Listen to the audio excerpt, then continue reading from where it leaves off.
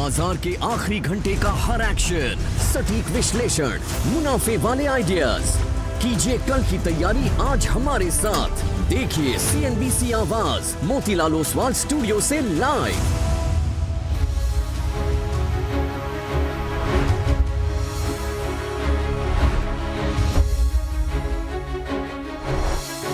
नमस्कार, CNBC आवाज़ Motilal Oswal studio में आप सभी का स्वागत है। भारतीय मार्केट्स के लिए एक अच्छा दिन, और अच्छा दिन इसलिए कि सुबह गिफ्ट निफ्टी नेगेटिव साइन दे रहा था। प्री ओपन में हम 75 पॉइंट नीचे बंद हुए थे, नीचे खुल रहे थे, और उसके बाद जिस तरीके की रिकवरी आज आपने देखी, खासतौर से बैंक निफ्टी में, वो अपने आप में काबिल तारीफ़ है। बस एक चीज़ रह गई है, हमें वेडनेसडे का हाई 24,868 था, वो निकालने की ज़रूरत है। देखते हैं आखिरी के 1.5 घंटे में वो हो पाएगा या नहीं। खैर, शो की शुरुआत करते हैं हेडलाइंस के साथ। बाजार में गैप डाउन के बाद अच्छी रिकवरी। निफ्टी बैंक में 0.25% से ज़्यादा की मजबूती, निचले स्तरों से 350 अंक सुधरा। हालांकि 100 पॉइंट की रेंज में घूम रहा है निफ्टी, 24,825 के करीब बिल्कुल सपाट। मिड कैप और स्मॉल कैप में आउट परफॉर्मेंस। आज मेटल शेयरों में जोरदार चमक, इंडेक्स करीब 2% मजबूत। टाटा स्टील, नैल्को वायदा के टॉप गेनर्स में शुमार। साथ ही PSU बैंकों में अच्छी खरीदारी। इंडियन बैंक करीब 3% चढ़ा, लेकिन रियल्टी, FMCG और ऑटो शेयरों में दबाव। डिफेंस शेयरों में जोरदार तेजी, इंडेक्स करीब 1.5% मजबूत। गोल्डमैन की बुलिश रिपोर्ट से भागा सोलार इंडस्ट्री, शेयर करीब 3% चढ़कर वायदा के टॉप गेनर्स में शुमार। उधर BEL, मजगांव डॉक और SCI में भी तेजी, डेटा पैटर्न भी 6% दौड़ा। आज के बिग स्टॉक्स और स्पॉटलाइट शेयरों में रौनक। क्रूड में नरमी से इंडिगो के शेयरों ने भरी उड़ान, साथ ही HPCL में भी तेजी। उधर स्पॉटलाइट, कोटक महिंद्रा बैंक 2% मजबूत, शेयर निफ्टी के टॉप गेनर्स में शुमार। दूसरी तिमाही में अच्छे अपडेट से V-Mart का शेयर करीब 17% दौड़ा। कंपनी के रेवेन्यू में 22% का उछाल। मजबूत Q2 अपडेट से साई सिल्क्स भी करीब 18% ऊपर। लाइफ इंश्योरेंस कंपनियों ने डिस्ट्रीब्यूटर्स के कमीशन घटाई। सूत्रों के हवाले से CNBC TV 18 को मिली एक्सक्लूसिव जानकारी के मुताबिक 1 अक्टूबर से कटौती प्रभावी। SBI लाइफ और HDFC लाइफ में आज कमजोरी के साथ कारोबार।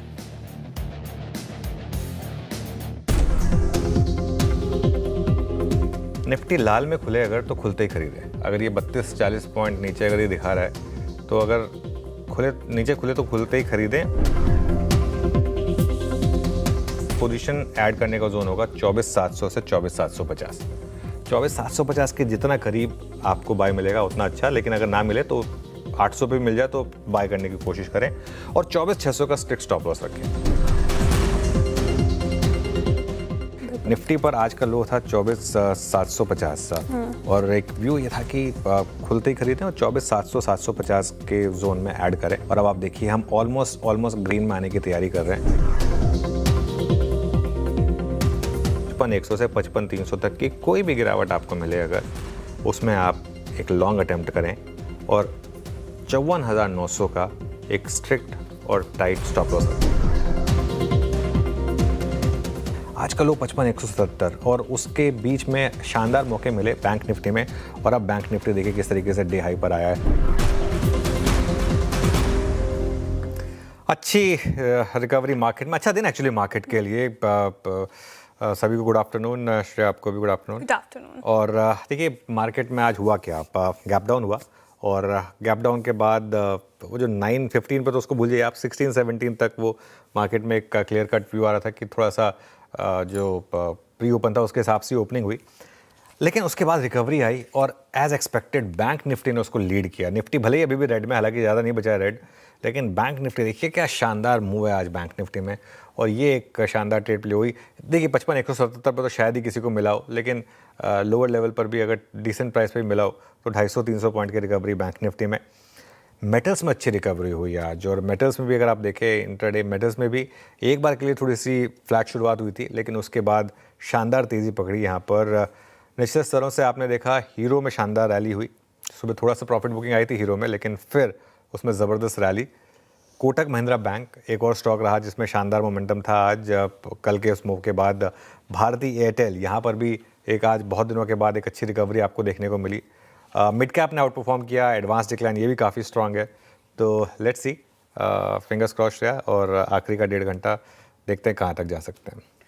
आखिरी का 1.5 घंटा कैसा रहेगा वो हम सीएनबीसी आवाज़ पर डिस्कस करते रहेंगे, लेकिन मार्केट के लिए अभी तक फिलहाल अच्छा ही दिन। हालांकि निफ्टी फ्लैट है, लेकिन बैंक निफ्टी से आउट परफॉर्म जैसे कि आप डिस्कस कर रहे थे। ब्रॉडर मार्केट्स में आज अच्छी खरीदारी, हालांकि ब्रेथ में थोड़ी रसाकसी आपको देखने को मिलेगी और स्पॉटलाइट्स भी सटीक पड़े, मेटल में अच्छी बढ़ोतरी।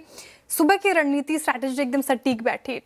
अब यहाँ से जिस तरह से निफ्टी बिहेव कर रहा है, आज फ्लैट है लेकिन आउट परफॉर्मेंस हमें बैंक निफ्टी से देखने को मिली। आगे की क्या स्ट्रैटेजी, क्या लगता है कि आगे भी बैंक निफ्टी ही लीड करेगा? बिल्कुल। और ऐसे मूड माहौल में कौन से लेवल्स अब आपको इंपॉर्टेंट नजर आ रहे हैं? नहीं, लीड तो बैंक निफ्टी नहीं करना है। आई थिंक वेंसडे को भी जब हम क्लोजिंग में एक व्यू ले रहे थे तो जो लॉन्ग का व्यू था वो बैंक निफ्टी पे ज़्यादा था। आज सुबह भी अगर आप अप्रोच को देखें तो टेक्निकली वो ज़्यादा बैंक निफ्टी पे सही पड़ी। निफ्टी पर भी ठीक है, लेकिन वो मज़ा नहीं आया निफ्टी में जो बैंक निफ्टी में जितना मज़ा आया। मतलब अगर आप वो देखें तो खैर निफ्टी भी ठीक है। देखिए, लॉन्ग रहना है, अभी कैरी करना है या नहीं ये हम शो के एंड में डिसाइड करेंगे, क्योंकि काफ़ी कुछ बदल सकता है आखिरी के 1.5 घंटे में। लेकिन मेरा पर्सनल व्यू ये है कि आज का लो फिर वेंसडे के लो से बेटर है और हाई थोड़ा सा भी हम अटक रहे हैं। बैंक निफ्टी ने तो लेकिन हायर हाई और हायर लो बना दिया है, तो बैंक निफ्टी में तो कोई दिक्कत नहीं है। निफ्टी में थोड़ा सा अभी भी एक 24,868 का वो क्रूशियल लेवल है, उसको क्रॉस करने की ज़रूरत है। तो 24,868 अगर क्रॉस होगा तो इशू मुझे लग रहा है कि ज़्यादा अच्छी तेज़ी बढ़ेगी। लेकिन बैंक निफ्टी मुझे लग रहा है कि जो हमने सुबह टारगेट मेंशन किया था ना श्रेया, अभी हम रिपीट करेंगे कुछ देर में, अब मुझे लग रहा है उसकी तरफ बढ़ रहा है। निफ्टी पर आते हैं पहले। निफ्टी में पहला रेजिस्टेंस वही है 24,850 से 24,900। आज का हाई 24,856 है। 24,868 आपका वेंसडे का हाई था, और अगर ये क्रॉस होगा तो फिर वो बड़ी रेजिस्टेंस आपकी 24,950 से 25,000 जो मुझे लग रहा है इस स्विंग में आपको मिलनी चाहिए होपफुली। सपोर्ट कहाँ मिलेगा आपको? पहला सपोर्ट 24,750 से 24,800 पर है। आज सुबह का लो भी वहीं पर प्लेस था। आज हमारा सुबह बाय जोन भी था वो 24,750। आज मैं सुबह बात की थी कि 24,750 के आप जितना करीब खरीदेंगे उतना आपका रिस्क रिवॉर्ड बेटर रहेगा। 24,747 का लो लगा तो उस हिसाब से काफ़ी अच्छा रहा। और बड़ा सपोर्ट आपका 24,600 से 24,650 पर रहेगा यहाँ पर निफ्टी पर। आई थिंक बैंक निफ्टी में एक जो आपने हमेशा नोटिस करा होगा, बैंक निफ्टी में मैं पिछले 2 दिनों से फर्स्ट सपोर्ट बिगर सपोर्ट के बजाय सिंपल एक अप्रोच लेकर चल रहा हूँ कि बाय ऑन डिप्स और एक स्टॉप लॉस लगा दीजिए। वही अप्रोच है, buy on dips, stop loss लगा दीजिए। अब नया स्टॉप लॉस होगा आपका, आज का इंटरडे लेकर आइए। आज का अब आपका नया स्टॉप लॉस होगा करीब 55,100। अगर आप उतना नहीं रख सकते तो वो जो पिछले करीब 55,442 के करीब का वो लेवल दिख रहा है आपको, चाहे तो अगर छोटा स्टॉप लॉस रखना है तो वो रख लें और अगले टारगेट रखें यहाँ पर 55,800 से 56,000। मुझे लग रहा है वहाँ तक अब हम जा रहे हैं शायद। ओके, बैंक निफ्टी से आउट परफॉर्मेंस एक्सपेक्टेड है। बाय ऑन डिप्स की स्ट्रैटेजी लेवल्स बता दिए गए हैं आपको, ये स्ट्रैटेजी आपको फॉलो करनी है।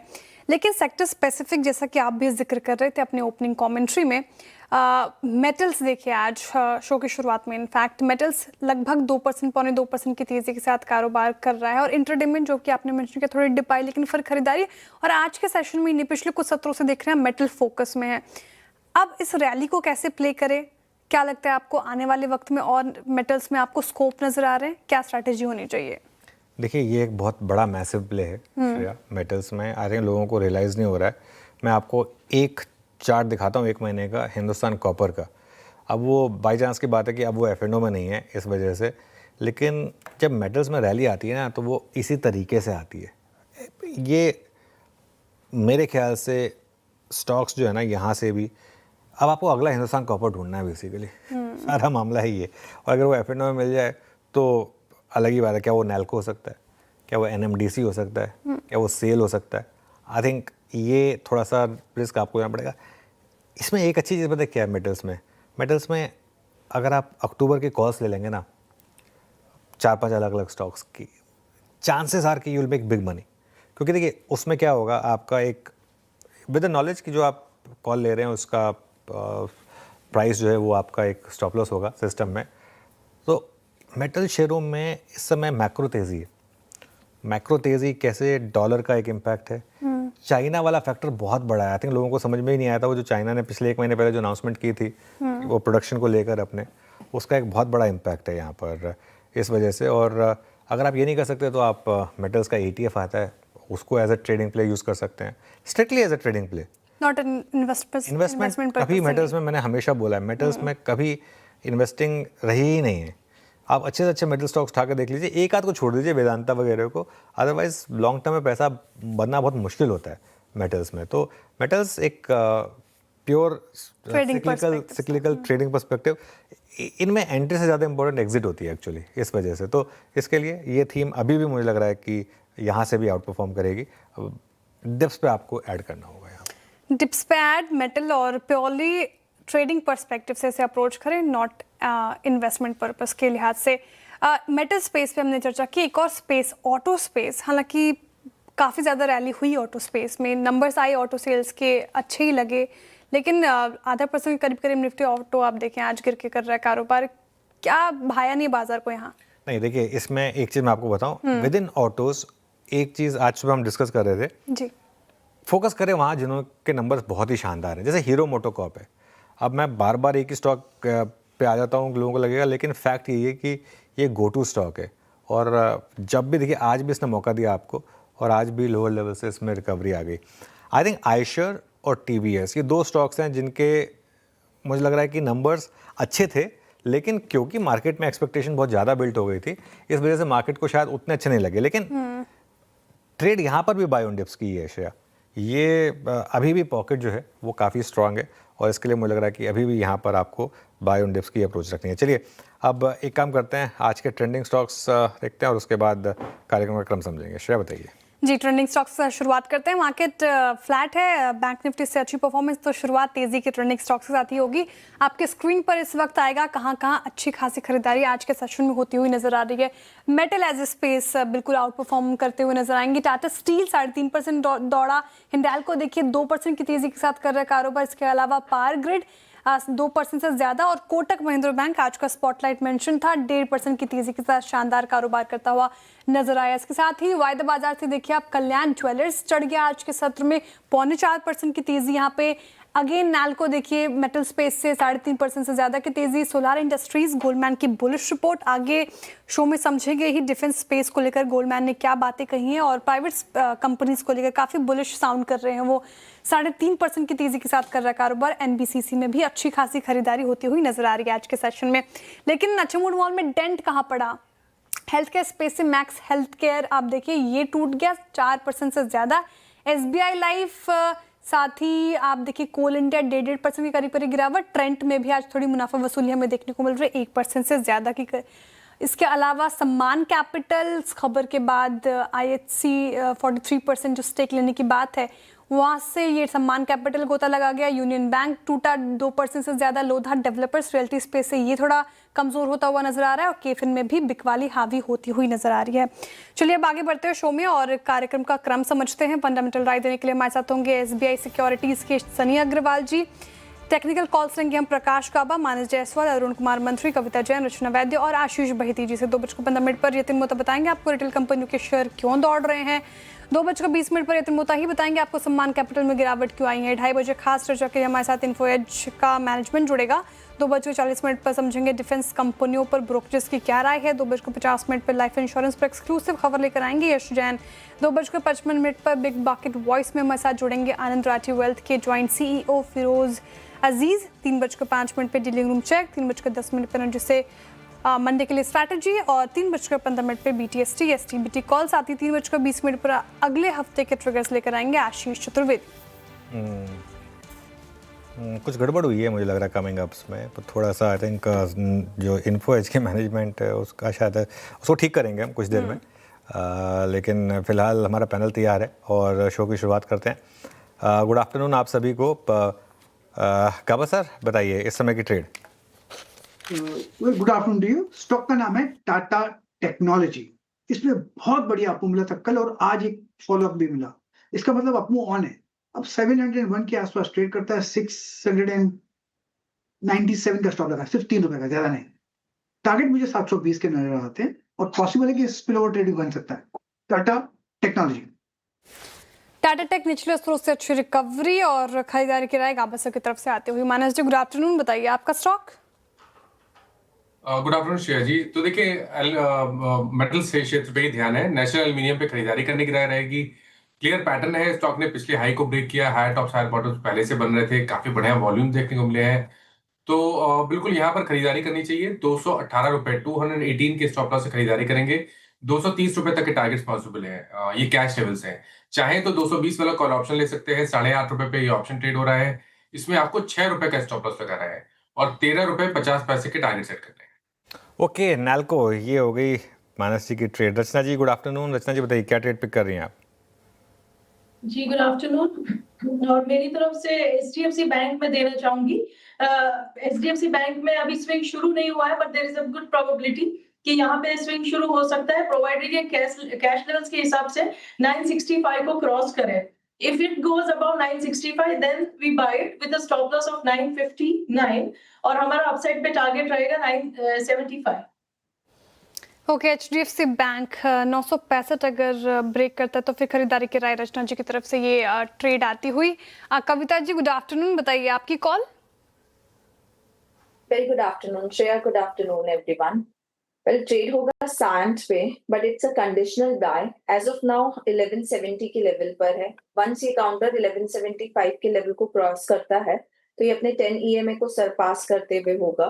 And in that scenario, counter has potential to move up to 1190, 1215 के लेवल तक। तो 1175 के ऊपर बाय करना है। स्टॉप लॉस मेंटेन करें 1160 का इन दैट सिनेरियो। ओके, अब चलते हैं आशीष बेहती जी के पास। आशीष जी गुड आफ्टरनून, बताइए क्या ट्रेड पिक किया आपने? गुड आफ्टरनून अनुज जी, गुड आफ्टरनून जी, गुड आफ्टरनून एवरीवन।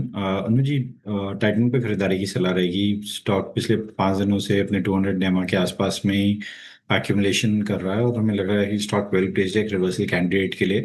तो यहाँ पे खरीदारी की जा सकती है। जो स्टॉप लॉस इसमें मेंटेन करना है वो 3370 का एसएल मेंटेन करे। ऊपर में 3500 और 3570 तक के टारगेट्स इसमें देखने मिल सकते हैं। टाइटन निचले स्रोत से अच्छी रिकवरी, यहाँ पे खरीदारी की राय आशीष बहिती जी की तरफ से। एक रिकैप टेक्निकल कॉल्स की रख देती हूँ आपके सामने। गावर सर ने पिक किया टाटा टेक्नोलॉजी, खरीदारी की राय उनकी तरफ से। टारगेट और स्टॉप लॉस आपके स्क्रीन पर इस वक्त 720 का टारगेट देख रहे हैं वो, 689 का आपको स्टॉप लॉस मेंटेन करके चलना है। इसके अलावा मानस जी नेशनल एल्यूमिनियम पे दाव लगाने को कह रहे हैं। मेटल स्पेस से ये स्टॉक उनको अच्छा लग रहा है। 230 के टारगेट एक्सपेक्टेड है, 218 का आपको स्टॉप लॉस मेंटेन करके चलना है। रचना जी कंडीशन रखा है इन्होंने एचडीएफसी बैंक पे, 965 क्रॉस करता है तो खरीदारी की राय यहाँ पर। और इसके अलावा 975 के टारगेट देख रहे हैं वो, 959 का आपको स्टॉप लॉस मेंटेन करना है। कविता जी ने आईटी स्पेस से सायन चुना और ये भी 1175 अगर ब्रीच करता है तब खरीदारी की राय है। कंडीशन में 2000 तक के टारगेट एक्सपेक्टेड है, 1160 का आपको स्टॉप लॉस मेंटेन करना है। बहिती जी ने टाइटन पर दाव लगाया है, निचले स्रोत अच्छी रिकवरी, चार्ट्स अच्छे लग रहे हैं उनको, खरीदारी की राय उनकी तरफ से। और टारगेट और स्टॉप लॉस आपके स्क्रीन पर इस वक्त 3570 का टारगेट, 3370 का आपको स्टॉप लॉस मेंटेन करना है। सनी अग्रवाल जी हमारे साथ जुड़ रहे हैं। सनी जी गुड आफ्टरनून, बताइए आपका फंडामेंटल आइडिया क्या होगा? Good afternoon everyone, good afternoon Shreya ji. I think fundamental के तौर पर हम एनबीएफसी पर काफी बुलिश है और इसी सेगमेंट से कैप्री ग्लोबल को हम रिकमेंड करना चाहेंगे। Capri global capital limited with a price target of 220। अगर आप कंपनी की AUM बुक साइज देखेंगे तो तकरीबन 25,000 करोड़ के आसपास की बुक साइज है, जिसमें से 1/3 बुक साइज जो कि 9-9.5 करोड़ की गोल्ड लोन की है। तो हमें लगता है कि एक प्रॉक्सी प्ले है रिसेंट जो गोल्ड प्राइस के जो दाम बढ़े हैं। तो हमारा ये मानना है कि आने वाले 2 सालों में जो कंपनी की बुक है तकरीबन 29 से 30% केगर से ग्रो होगी। At the same time recently company ने 2000 करोड़ रुपए मोबिलाइज किए थे QIP के थ्रू जून मंथ में, जिसके चलते इनका कैपिटल एडिक्वेसी रेशियो भी काफी रोबस्ट है, 34% के आसपास। अगर आप नेट एनपीए देखेंगे तो दैट इज लेस देन 1%। तो मुझे लगता है कि आने वाले 2 सालों में कंपनी का जो प्रॉफिट आज के डेट में 480 करोड़ के आसपास है, ये बढ़कर 26 में 670 करोड़ और 27 में अगर आप देखेंगे तो 950 करोड़ के आसपास का प्रॉफिट कंपनी दर्ज करेगी। 15 से 17% की ROE हम आने वाले 2 सालों में देखेंगे। प्राइस टू बुक अगर आप देखेंगे तो 26 पे 3.1 टाइम प्राइस टू बुक पर ये एनबीएफसी ट्रेड हो रही है। मीडियम टू लॉन्ग टर्म के लिए ऐसे पोर्टफोलियो में ऐड किया जा सकता है। ओके चलिए, ये इस समय आपके लिए कुछ trades Capri Global investment idea है यहाँ पर सनी जी की तरफ से। अब आते हैं ज़रा एक बार कुछ और स्टॉक्स पर जहाँ पर अच्छे मूव्स आपको देखने को मिल रहे हैं। एक बार लेकर आइए आप पेट्रोनेट LNG। पेट्रोनेट LNG ये स्टॉक डे हाई पर ट्रेड करता हुआ टाटा टेक का, ये गावा सर ने अभी भी चूज़ भी किया। इनफैक्ट पूरा का पूरा मिड कैप IT यहाँ पर अच्छे मूव्स आ रहे हैं। एक बार एम्फेसिस भी लेकर आइए। एम्फेसिस का चार्ट देखते हैं एक बार स्क्रीन पर। ये भी अच्छा मूव यहाँ पर दिखा रहा है। कविता जी एक बार ज़रा एम्फेसिस का चार्ट देखिए, कोई ट्रेड यहाँ पर डे हाई पर स्टॉक। या अनुजी, सो एम्फेसिस 2726 के लेवल पर है। एक इमीडिएट रेजिस्टेंस काउंटर को मल्टीपल रेजिस्टेंसेस है ऊपर 2740 2750 के बीच में फॉलिंग एवरेजेस बनते हुए दिख रहे हैं। बट अगर किसी ने पोजीशनिंग लिया है तो बने रहना चाहिए, पोटेंशियल वॉल्यूम बनते हुए दिख रहे हैं। 26 से 90 के स्टॉप लॉस के साथ आप इसे चेज कर सकते हैं for the upside move of 2784 2800। Okay, emphasis यहाँ पर भी अच्छी रैली और मिड कैप आईटी स्पेसेस में जैसा कि जिक्र कर रहे थे हम, अच्छी रैली। परसिस्टेंट कोफोर्ज भी देखिए, अब परसिस्टेंट भी लगभग 0.25% की तेजी के साथ डीज हाई के आसपास कारोबार करता हुआ नजर आएगा आपको। इसके अलावा कुछ और स्टॉक्स जहां पर अच्छी बढ़ोतरी, टाइटन, आशीष बहिती जी ने पिक किया। सनी जी, टाइटन पे मेरा सवाल ये, पिछले दिनों रिपोर्ट आई थी ब्लू स्टोन के मैनेजमेंट से, कंपनी ने बात की थी CLSA ने, और टाइटन से कंपेयर किया था। उनकी जो कैरेट लेन है वो काफ़ी ज़्यादा एग्रेसिवली स्टोर एक्सपेंशन कर रही है और आगे चल के नंबर्स भी अच्छे आ सकते हैं। आप कैसे देख रहे हैं टाइटन को लंबी अवधि के नज़रिए से? जिनके पास नहीं है क्या वो खरीदारी कर सकते हैं? Yes, definitely. I think again market leader है। अगर आप ऑर्गेनाइज ज्वेलरी रिटेल सेगमेंट की बात करेंगे तो आई थिंक जिस तरह से अभी हमने देखा है कि गोल्ड के दाम बढ़े हैं, तो मुझे लगता है कि कहीं ना कहीं एक पेंटअप डिमांड के फॉर्म में एक फोमो फीलिंग भी रहती है ज्वेलरी सेगमेंट में। और स्पेशली जब वेडिंग सीजन किक ऑफ हो जाएगा अहेड ऑफ दिवाली, तो उसके चलते भी मुझे लगता है कि जो वॉल्यूम अपटिक है आने वाले समय में देखने मिलेगा। अगेन मार्केट लीडर, हमें लगता है कि टाइटन का जो फेयर वैल्यू है, अगर आपका 12 से 15 महीने का इन्वेस्टमेंट हॉराइजन है, तो क्लोज टू 3700 3800 है। Keeping that price in mind, one can accumulate Titan. अगर किसी को थोड़ा मिड कैप में ज्वेलरी सेगमेंट में प्ले करना हो, तो I think players like Kalyan as well as Senco can be looked upon.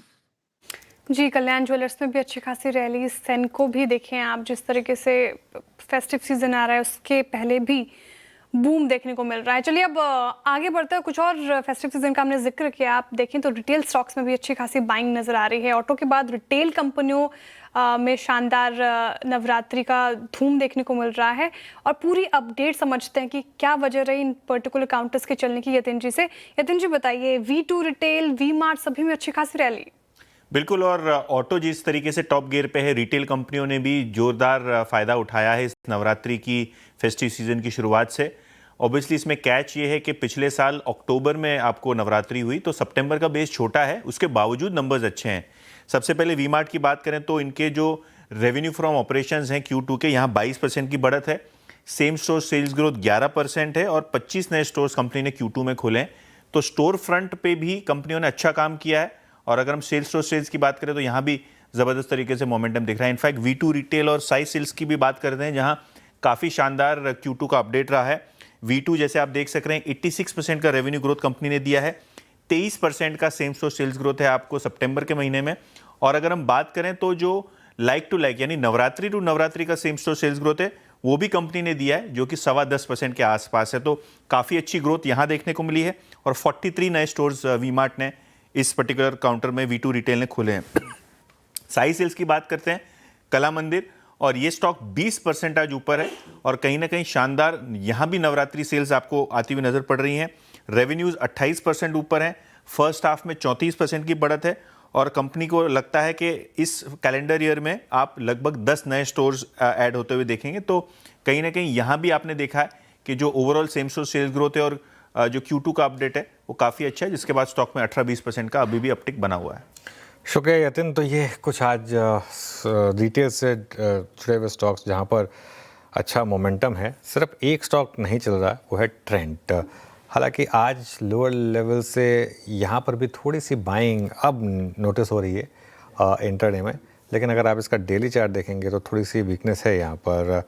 लेकिन सनी जी, जिन्होंने पिछली रैली में मिस किया था ट्रेंड, क्या आप डिसेंट लेवल्स पर आ गया फ्रेश बाइंग करने के लिए?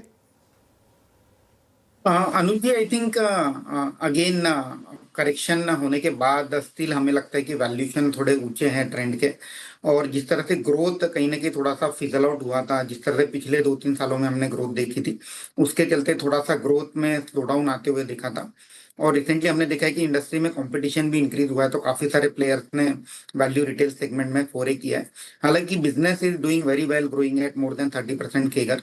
तो मुझे लगता है कि थोड़ा सा बाय ऑन डिप की रणनीति ट्रेंड में बेटर रहेगी compare to trend. There are many other retail player जहां मुझे लगता है कि जिस तरह से वैल्यू रिटेलर की अगर आप बात कर रहे थे, V2 रिटेल है, जहां अगर आप देखेंगे कि apparel is also one of the bigger segment in that cell.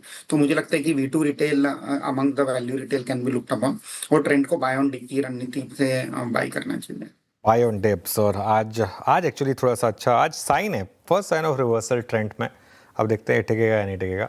खैर एनीवे आगे बढ़ते हैं। सितंबर में भारत में 10% की ग्रोथ से नौकरियां बढ़ी हैं। इन्फोएज के सितंबर जॉब्स पीक डेटा में ये सामने आया है। सबसे ज़्यादा नौकरियों की ग्रोथ IT यूनिकॉर्न्स में देखने को मिली है। इस डेटा पर बात करने के लिए हमारे साथ हैं Naukri.com के CBO डॉक्टर पवन गोयल। गोयल जी, गुड आफ्टरनून। सबसे पहले मैं शुरुआत करना चाहूँगा कि ये क्या एक टेक्टोनिक शिफ्ट है, क्योंकि हम पढ़ रहे हैं कि TCS में for example record level of छटनी हो रही है, और दूसरी तरफ यूनिकॉर्न्स में अच्छी इस समय जॉब्स हैं। पहले तो इसी सेक्टर की बात कर लेते हैं। यहाँ पर आपका डेटा क्या कह रहा है IT सेक्टर में? IT सेक्टर काफी समय से फ्लैटिश ही चल रहा है। यदि आप पूरे 3 क्वार्टर्स हो गए इस साल के, तो फर्स्ट क्वार्टर में -2 था, सेकंड क्वार्टर में 1% था, और इस क्वार्टर में -2। तो इट्स लाइक लगभग फ्लैट ही मानेंगे पूरे साल भर में। मैं कैलेंडर ईयर की बात कर रहा हूँ। ओके, तो बट IT में जैसे कि आपने देखा कि IT ओवरऑल फ्लैट है, पर जो इंडियन यूनिकॉर्न्स हैं जिनका मार्केट इंडिया बेस्ड है, वहां पे ग्रोथ अच्छी है। वहां पे करीब 25 से 30% के बीच में ग्रोथ आई है। ओके, पवन जी गुड आफ्टरनून। श्रेया बात कर रही हूँ। मैं रिपोर्ट देख रही थी, जॉब स्पीक रिपोर्ट, तो AI स्पेसेस में भर्ती ठीक ठाक रही है। अगर मैं गलत होंगी तो आप प्लीज़ मुझे करेक्ट कीजिएगा। IT में भर्ती कम, AI में ज़्यादा, ये कैसे कॉन्ट्रडिक्शन हो रहा है? थोड़ा मुझे और इस पे रोशनी डालेंगे? तो IT में कई तरह के जॉब्स हैं। AI एक सब पार्ट है। हाँ, तो AI का अभी जो डिमांड है IT के अंदर में भी जो अलग अलग जॉब्स हैं, तो उसमें AI है, डेटा है, जो भी AI से रिलेटेड जॉब्स हैं, उसमें 60-70% की डिमांड है। ओके, पर जो रेगुलर जॉब्स थी आपकी, back end developer, front end developer, उन सब में QA की जॉब्स, उन सब में थोड़ी कमी है। तो IT फ्लैट, बट उसके अंदर भी बहुत अलग अलग न्यूएंसेस हैं। जो हाई स्किल्स हैं, इन डिमांड स्किल्स, उनमें काफी ग्रोथ है। ओके, एक और IT से जुड़ा एक और प्रश्न होता है हमेशा, और कि AI के कारण क्या जॉब्स कम होंगी या हो रही हैं? तो मैं आपका ध्यान एक BPO जॉब्स की ओर लाना चाहूंगा। BPO जॉब्स इस क्वार्टर में 18% से, और पिछले क्वार्टर में 9% से बढ़ी हैं। तो क्या AI का सबसे पहले इम्पैक्ट मानना था कि BPO जॉब्स में आएंगे, जो कि अभी तक हमें नहीं दिख रहा है। तो IT में स्लो डाउन AI के कारण है या और मार्केट कंडीशंस के कारण है, हम नहीं कह सकते। पर AI का BPO जॉब से तो अभी कोई इम्पैक्ट नहीं दिख रहा। उल्टा BPO अभी हमारे अच्छे परफॉर्मिंग सेक्टर्स में से एक है।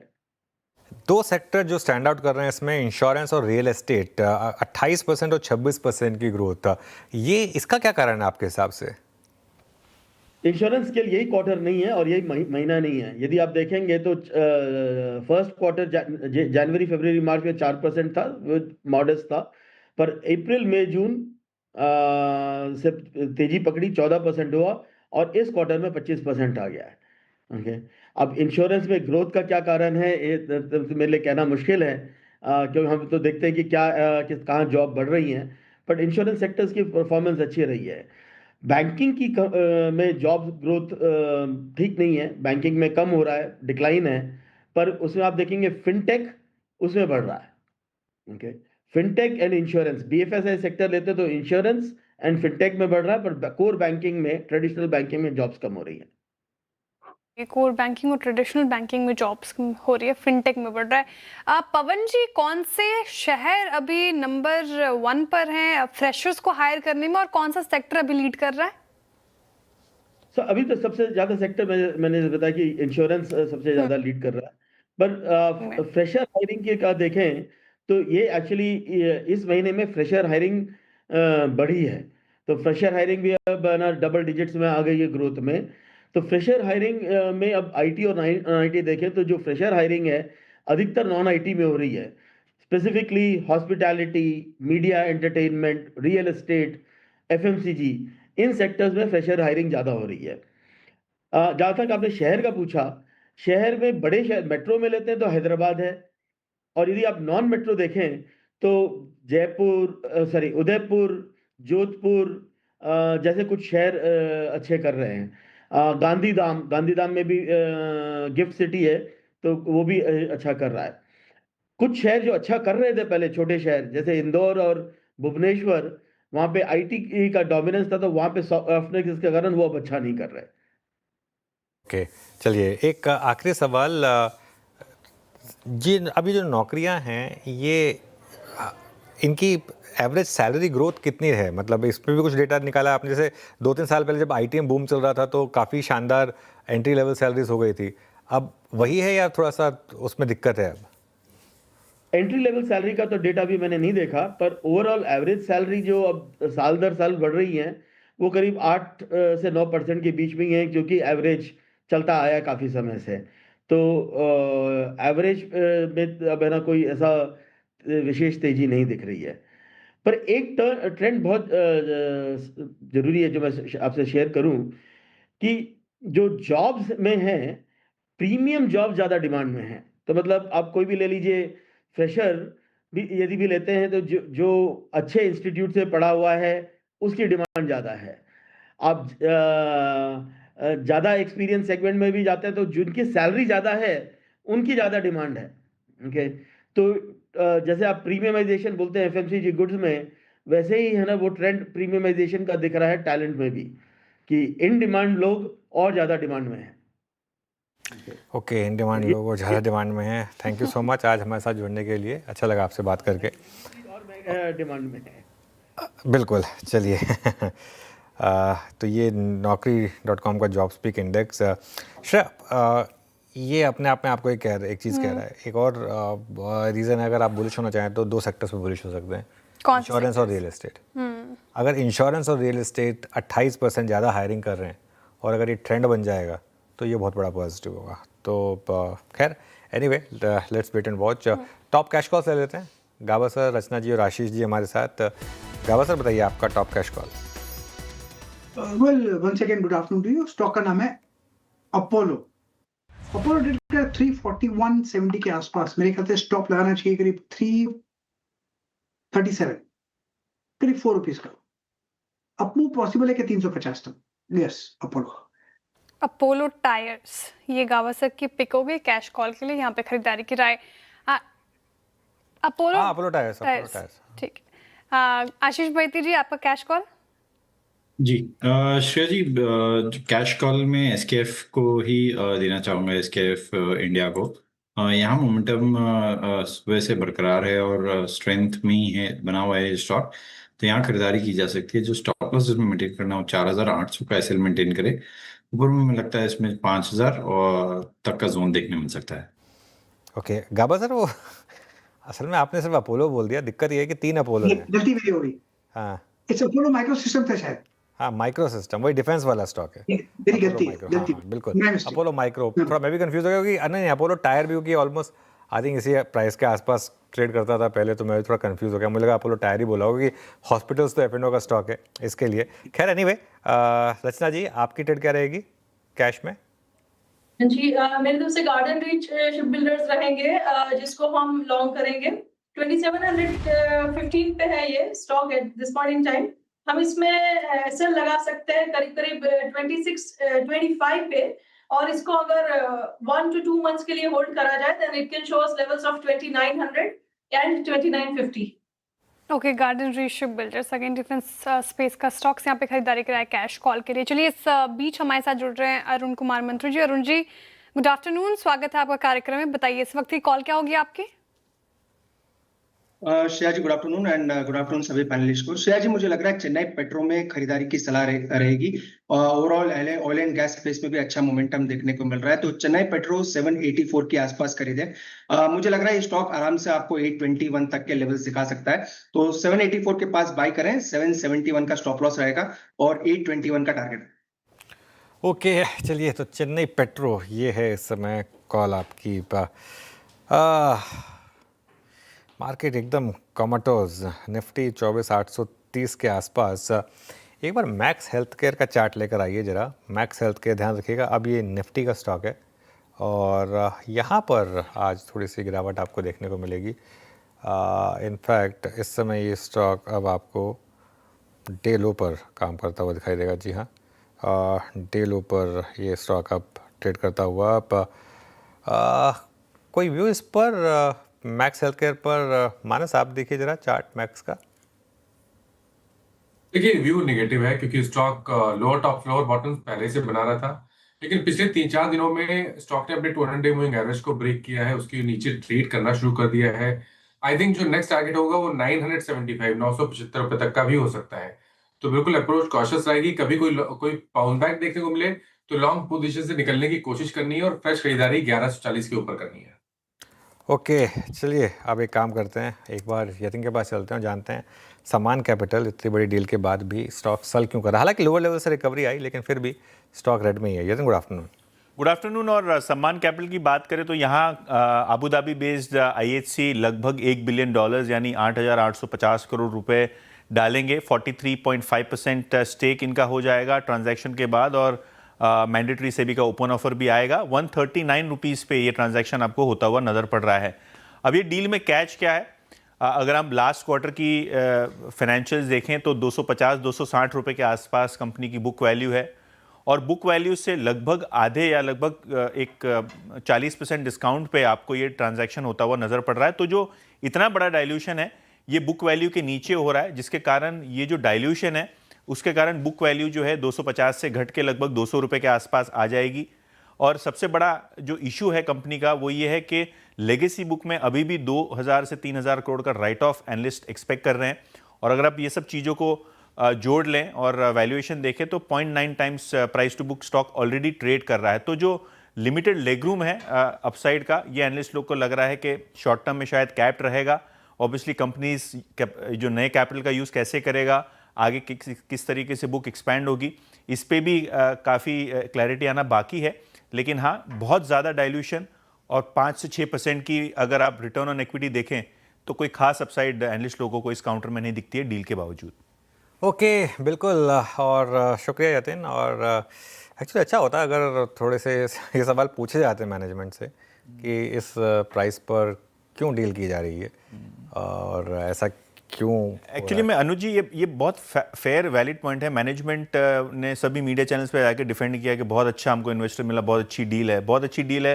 अगर बहुत अच्छी डील है तो 250 रुपये की बुक वैल्यू है तो 250 रुपये पे आप ट्रांजैक्शन करते हैं। एटलीस्ट वन टाइम बुक तो देते हैं। अगर आपकी कंपनी इतनी मजबूत है तो उसके आधे दाम पे आप क्यों कर रहे हैं ट्रांजैक्शन। तो 140 रुपये के आसपास अगर आप देखें तो कहीं ना कहीं इतना बड़ा डाइल्यूशन माइनॉरिटी के लिए हो रहा है, ये अच्छी बात नहीं है। और बहुत स्टीप डिस्काउंट पे ये ट्रांजैक्शन हुआ है टू बुक वैल्यू। ये कहीं ऐसा तो नहीं है हर जगह कोशिश की, नहीं मिला तो फिर चलिए ठीक है आप जो प्राइस मिल जाए उस पर करके एटलीस्ट एक डील दिखा देगा। हाँ एब्सोल्युटली वही हुआ है एक्चुअली। और अगर हम थोड़े दिनों पहले की बल्ड डील डेटा देखें अनुज जी तो दुबई बेस्ड जो प्लूटस वेल्थ है इन्होंने बहुत बड़ा हिस्सा इन्होंने बेचा। बल्ड डील में उनका नाम भी रिपोर्ट हुआ। तो काफ़ी लोगों ने एग्जिट भी किया है काउंटर को रिसेंटली और उसके बाद आपने स्टॉक में थोड़ा बहुत एक मूव अप भी देखा। लेकिन हाँ, स्टॉक में ऑलरेडी एक मूव अप भी आ गया था रिजल्ट ये जो डील है उसके पहले। लेकिन देखते हैं आगे जाके किस तरीके से लेगेसी बुक जो है इनकी शेप अप होती है, क्योंकि वहाँ काफ़ी एसेट क्वालिटी कंसर्न है। बिल्कुल शुक्रिया यतिन। और थोड़ा क्या इतना बड़ा मूव आया था श्रेय 1 महीने में, देखिए आप। और जब मैं 3-4 दिन पहले पूछ रहा था मैं तो बड़ा हैरान था इसको वापस F&O में लाया गया। ये स्टॉक डिजर्व ही नहीं कर रहा था ये स्टॉक का, और कितना पैसा इसने लोगों का डुबाया था। मुझे याद है अभी बहुत लोगों ने, तब पहले इसका नाम इंडिया बुल्स हाउसिंग हुआ करता था, कुछ लोगों ने बढ़ चढ़ कर, और मुझे याद है एक काफ़ी उनमें से कुछ ऐसे लोग भी हैं जो ट्विटर पे कुछ ज़्यादा ही अपने आप को ज्ञान देते हैं वो, और मतलब मीडिया की बहुत बुराई करते रहते हैं, भले ही खुद पहले मीडिया में रह चुके हैं। और ऐसे मतलब उसके बाद उस समय इंडिया बुल्स हाउसिंग चिल्ला के तब बोला था। उस समय आपने देखा था क्या हुआ था इंडिया बुल्स हाउसिंग का हाल। उसके बाद इंडेक्स का स्टॉक हुआ करता था, एक समय 1400 रुपये का रेट हुआ करता था, वहाँ से स्टॉक 70 या 80 रुपये का रह गया था। उसके बाद अब इशू यही हुआ कि डील से पहले, अभी देखिए रिसेंटली F&O में आया और उसके बाद एक अच्छी रैली हुई और उसके बाद डील कहाँ हो रही है 139 रुपये पे। इतना ही अच्छा था, उस पर डील थोड़ी सी अच्छे रेट पे होनी चाहिए थी। खैर एनीवे, सनी जी आप कोई व्यू रखेंगे समान कैपिटल पर? कोई सेकंड चांस बनता है क्या यहाँ पर? Worth relook? I think Anuj ji again जिस तरह से डिस्कशन में सुन रहा था कि जो शॉर्ट टर्म में है अपसाइड कैप है, आई थिंक जो फ्रेश कैपिटल आएगा उससे कंपनी की क्या रणनीति रहेगी in terms of expanding the loan book. तो आई थिंक आज के रेट में तकरीबन 50,000 करोड़ के आसपास की लोन बुक साइज है सम्मान की। तो ये आने वाले 3 से 4 सालों में कहाँ जाएगी और कौन से सेगमेंट में अब ये फोकस करना चाहेंगे? आई थिंक जब तक एक इसके ऊपर क्लैरिटी नहीं आएगी अंदाजा लगाना कि क्या प्रॉफिटेबिलिटी मैट्रिक्स आगे जाकर बनेगा। और एट द सेम टाइम ये जो डील है इसे कंक्लूड होने में मुझे लगता है कि 6 से 12 महीने लगेंगे। तो it's still I mean recovery still 4 to 8 quarters away. तो आई थिंक शॉर्ट टर्म में दूर रहना चाहिए। काफी सारे अच्छी NBFCs if you want to trade from a short to medium term perspective, काफी सारी दूसरी एनबीएफसी अवेलेबल है जो कि रीजनेबल वैल्यूएशन पर मिल रही है। ओके, सम्मान कैपिटल पे फिलहाल ये एक राय हो गई अभी फिलहाल, तो एक रेड फ्लैग नजर आ रहा है। देखते हैं कि आगे कैसे परफॉर्म करता है और फ्रेश व्यू आपको ऑब्वियसली सीएनबीसी आवाज़ पर मिलता रहेगा। चलिए अब वक्त हो रहा है धमाकेदार ऑप्शन का, और धमाकेदार ऑप्शन लेंगे हमारे जयसवाल, कविता जी, अरुण कुमार मंत्री जी से। बताइए कविता जी, धमाकेदार ऑप्शन के लिए क्या चुना है आपने? सो श्रेया, एज ऑफ नाउ मुझे लगता है सीजी पावर यहाँ अच्छे मूव बनते हुए दिख रहे हैं। सीजी पावर का आप 750 का कॉल लुक आफ्टर कर सकते हैं। एज ऑफ नाउ इसका premium, let me check it out, it's trading at 22.50 रुपए पर एज ऑफ नाउ है। प्राइस मूव एक्सटेंड होते हुए देख सकते हैं 26-29 के लेवल की तरफ। स्टॉप लॉस मेंटेन करना चाहिए 19 रुपीज का। ओके, मीनवाइल एक बार जरा निफ्टी लेकर आइए जरा, और निफ्टी देखिए अब हम 24,866, मतलब बस थोड़ी सी और दूरी रह गई है 24,868 का हाई क्रॉस करने में श्रेया। और मैं बता रहा हूँ जिस तरीके से कॉल राइटर्स मुझे फंसते हुए दिखाई देंगे आगे, इसके बाद अगर ये हुआ तो बड़ा पॉजिटिव होगा मार्केट के लिए। चलिए मानस जी के पास चलते हैं, उनका धमाकेदार ऑप्शन लेते हैं। मानस जी बताइए आपका ऑप्शन ट्रेड। तो देखिए ऑप्शन ट्रेड के लिए अदानी एनर्जी सॉल्यूशंस पे खरीदारी करने की राय रहेगी। यहाँ पर कल रिवर्सल के साइन देखने को मिले और आज भी अगर आप देखें तो फॉलो बाइंग देखने को मिल रही है। तो अदानी एनर्जी सॉल्यूशंस का 920 वाला कॉल ऑप्शन जो 35 रुपए पे ट्रेड हो रहा है उसमें खरीदारी करेंगे, 24 रुपए का स्टॉप लॉस लगाएंगे और 55 रुपए की टारगेट सेट करेंगे। अदानी एनर्जी सॉल्यूशन का 920 वाला कॉल ऑप्शन लेना आपको फिलहाल। अरुण कुमार जी बताइए आपने क्या चुना है?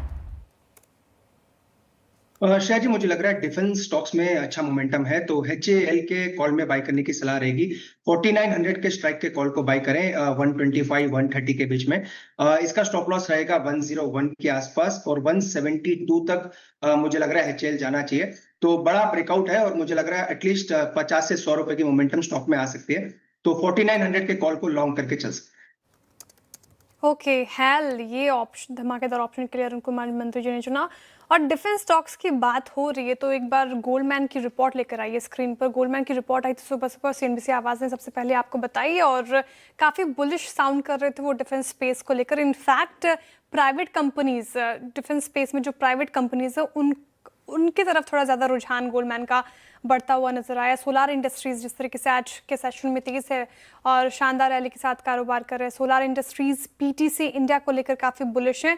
दोनों पे ही कवरेज इनिशिएट किया, बाय की कॉल। टारगेट प्राइस देखिए सोलार इंडस्ट्रीज पे 18,221 का, पीटीसी इंडिया पे 24,700 करीब 25 का। तो 36% का अपसाइड पोटेंशियल्स यहाँ पे नजर आ रहा है गोल्डमैन को। सवाल आखिर कि क्यों प्राइवेट कंपनी ज़्यादा बेहतर स्थिति में नज़र आ रहे हैं, तो उनका मानना है कि मार्केट लीडर हैं, एक्सप्लोजिव और एम्यूनेशन में तो टॉप प्लेयर है सोलार इंडस्ट्रीज़, और साथ ही फास्ट ग्रोथ। नेक्स्ट 3 से 4 साल में अगर आप देखें तो ईपीएस हर साल 32% बढ़ने का एक्सपेक्टेशन अनुमान लगाकर चल रहे हैं। एक्सपोर्ट पार का सबसे बड़ा फायदा मिलता हुआ नजर आएगा। अब भारत का डिफेंस एक्सपोर्ट्स डबल होने वाला है और इसका बड़ा फायदा सोलार को मिलता हुआ नजर आएगा। प्राइवेट एज भी है, पीएसयू से अगर आप कंपेयर करें तो तेज एग्जीक्यूशन, एआई और ड्रोन टेक को ज़्यादा बेहतर तरीके से अडॉप्ट कर रहे हैं प्राइवेट कंपनीज और यहाँ पे ज़्यादा अग्रेसिवली काम कर रहे हैं। राइट वैल्यूएशन लग रहा है गोल्डमैन को, वो कह रहे हैं कि जिस मार्केट प्राइस पे फिलहाल ये ट्रेड कर रहा है सोलार और पीटीसी, वैल्यूएशन के लिहाज से भी अच्छा है। इसके अलावा कुछ और स्टॉक्स उन्होंने सुझाए हैं आपकी स्क्रीन पर इस वक्त। एस्ट्रा माइक्रो खरीदारी की राय, 1455 का टारगेट, साथ ही डेटा पैटर्न्स 3640 तक के टारगेट प्राइस, आज़ाद इंजीनियरिंग, BEL और हेल जैसे काउंटर्स भी उनको अच्छे लग रहे हैं, लेकिन निष्कर्ष निकालूं तो प्राइवेट कंपनीज को लेकर ज़्यादा बुलिश साउंड कर रहे हैं। बिल्कुल काफ़ी पॉजिटिव हैं वो इस समय। मीनवाइल एक बार ज़रा आप निफ्टी देखिए, और अब हम वेडनेसडे के उस हाई को क्रॉस कर रहे हैं। अब हम 24,873 पर। जी हाँ, ये अब हम तो श्रेया, अब हमने हायर हाई और हायर लो बनाया है टेक्निकली, अगर आप देखें तो। बिल्कुल, और निफ्टी पे अगर आप देखें तो जो आपकी रणनीति एक दिन से सटीक बैठती जा रही है 24,875 पर, डेज हाई पर निफ्टी फिलहाल कर रहा है कारोबार। तो अब लेवल्स क्या अप्रोच जो सुबह बताए थे आपने, जो अभी बताए थे, वैसे ही अप्रोच रहेगी मार्केट पर? ये मेरे को लग रहा है कि अभी 24,950 से 25,000 तक के लेवल ओपन हो रहे हैं निफ्टी पर। अब लॉन्ग रहना है आपको। आज बहुत ब्यूटीफुल कंफर्मेशन मिल गया आपको। वैसे तो खैर अब ये हो सकता है मार्केट जैसे 9 दिन की स्विंग थी पॉजिटिव, फिर 8 दिन की नेगेटिव स्विंग थी, अब एक नई 8-9 दिन की पॉजिटिव स्विंग लगाने के लिए तैयार है, और शानदार। और बैंक निफ्टी देखिए आप एक बार जरा, क्योंकि सुबह कॉन्फिडेंस ज़्यादा बैंक निफ्टी पर था। 55,600 क्रॉस कर रहे हैं श्रेया अब हम, वो 55,856,000 का जो मेरा टारगेट था, आई थिंक उसकी तरफ बढ़ रहे हैं अब। ओके, तो जो बताया गया था वहीं पर आता हुआ नजर आ रहा है। चलिए एक बार प्रोमो देखते हैं। जिस तरीके से बताए गए थे स्ट्रैटेजी, वही साबित होते हुए नजर आए हैं। निफ्टी लाल में खुले अगर, तो खुलते ही खरीदे। अगर ये 32-40 पॉइंट नीचे अगर ये दिखा रहा है, तो अगर नीचे खुले तो खुलते ही खरीदें। पोजीशन ऐड करने का जोन होगा 24,700 से 24,750। 24,750 के जितना करीब आपको बाय मिलेगा उतना अच्छा, लेकिन अगर ना मिले तो 800 पे मिल जाए तो बाय करने की कोशिश करें, और 24,600 का स्ट्रिक्ट स्टॉप लॉस रखें। निफ्टी पर आज का लो था 24,750 और एक व्यू ये था कि खुलते ही खरीदें और 24,700-750 के जोन में ऐड करें। और अब आप देखिए हम ऑलमोस्ट ग्रीन में आने की तैयारी कर रहे हैं। 55,100 से 55,300 तक की कोई भी गिरावट आपको मिले अगर, उसमें आप एक लॉन्ग अटेम्प्ट करें, और 54,900 का एक स्ट्रिक्ट और टाइट स्टॉप लॉस। आज का लो 55,170 और उसके बीच में शानदार मौके मिले बैंक निफ्टी में, और अब बैंक निफ्टी देखिए किस तरीके से डे हाई पर आया है। ओके, जैसा बताया गया था वैसा ही होता हुआ नजर आया। एक बार बैंक निफ्टी देखिए। बैंक निफ्टी जो आपने शो के शुरुआत में जो न्यू स्टॉप लॉस सुझाया था, फिलहाल वहीं पे बैंक निफ्टी पे क्या अप्रोच है फिलहाल? अब स्टॉप लॉस थोड़ा और रिवाइज कर लें श्रेया। आई थिंक अब आप अपना स्टॉप लॉस बैंक निफ्टी पर 55,450 पर ले आए। सो 55,100 पर था, उसको अब 55,450 पर ले आए, क्योंकि अब मार्केट में मोमेंटम आ रहा है। और मेरा ये मानना है कि ये जो मार्केट है ना, ये बहुत अजीबोगरीब तरीके की मार्केट है। इसमें कोई एक बड़ा ट्रेंड नहीं है, इसमें माइक्रो ट्रेंड्स हैं जो 7-7, 8-8 दिन के ट्रेंड्स हैं, वो ट्रेंड उस हिसाब से चेंज हो रहे हैं।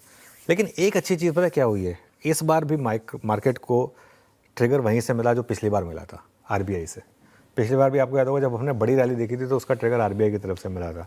और बैंक निफ्टी में भी जो कल रैली हुई और उसके बाद जब आज रैली हो रही है, उसका trigger technically bank Nifty RBI की तरफ से मिला है। तो ये मुझे लग रहा है कि थोड़ा सा अब मार्केट के लिए पॉजिटिव है। चलिए एक काम करते हैं श्रेया, 4 का चौका ले लेते हैं, क्योंकि काफ़ी ट्रेड्स होंगी हमारे एक्सपर्ट्स के पास। सस्ता ऑप्शन आशीष बहेती जी से लेंगे, सॉरी चेंज हो गया सीक्वेंस। सस्ता ऑप्शन लेंगे मानस जी से, उसके बाद रचना जी के पास चलेंगे FNO सुपरस्टार के लिए, चार्ट के चमत्कार के लिए अरुण मंत्री जी हैं, और मिड कैप फंडा के लिए हमारे साथ सनी अग्रवाल जी हैं। तो मानस जी आप शुरुआत करिए सस्ता ऑप्शन के साथ। तो देखिए HL के 4900 के कॉल ऑप्शन में खरीदारी करने की राय रहेगी। HL में ऐसा लग रहा है कि एक शॉर्ट टर्म बॉटम 20-डे मूविंग एवरेज के आसपास बना है और एक नई रैली शुरू हो रही है स्टॉक में। तो HL का 4900 का कॉल ऑप्शन जो 132 रुपए पे ट्रेड हो रहा है, उसमें खरीदारी करेंगे। 110 रुपए का आपको स्टॉप लॉस लगाना है और 190 रुपए 190 की टारगेट सेट कर रहे हैं। ओके, रचना जी बताइए आपका ट्रेड। जी, मेरी तरफ से डालमिया भारत के फ्यूचर्स रहेंगे, जिसको हम लॉन्ग करेंगे। 2266 पे है ये, हम ऐसे लगाएंगे 2252 पे, और हमारा अपसाइड पे टारगेट होगा 2283।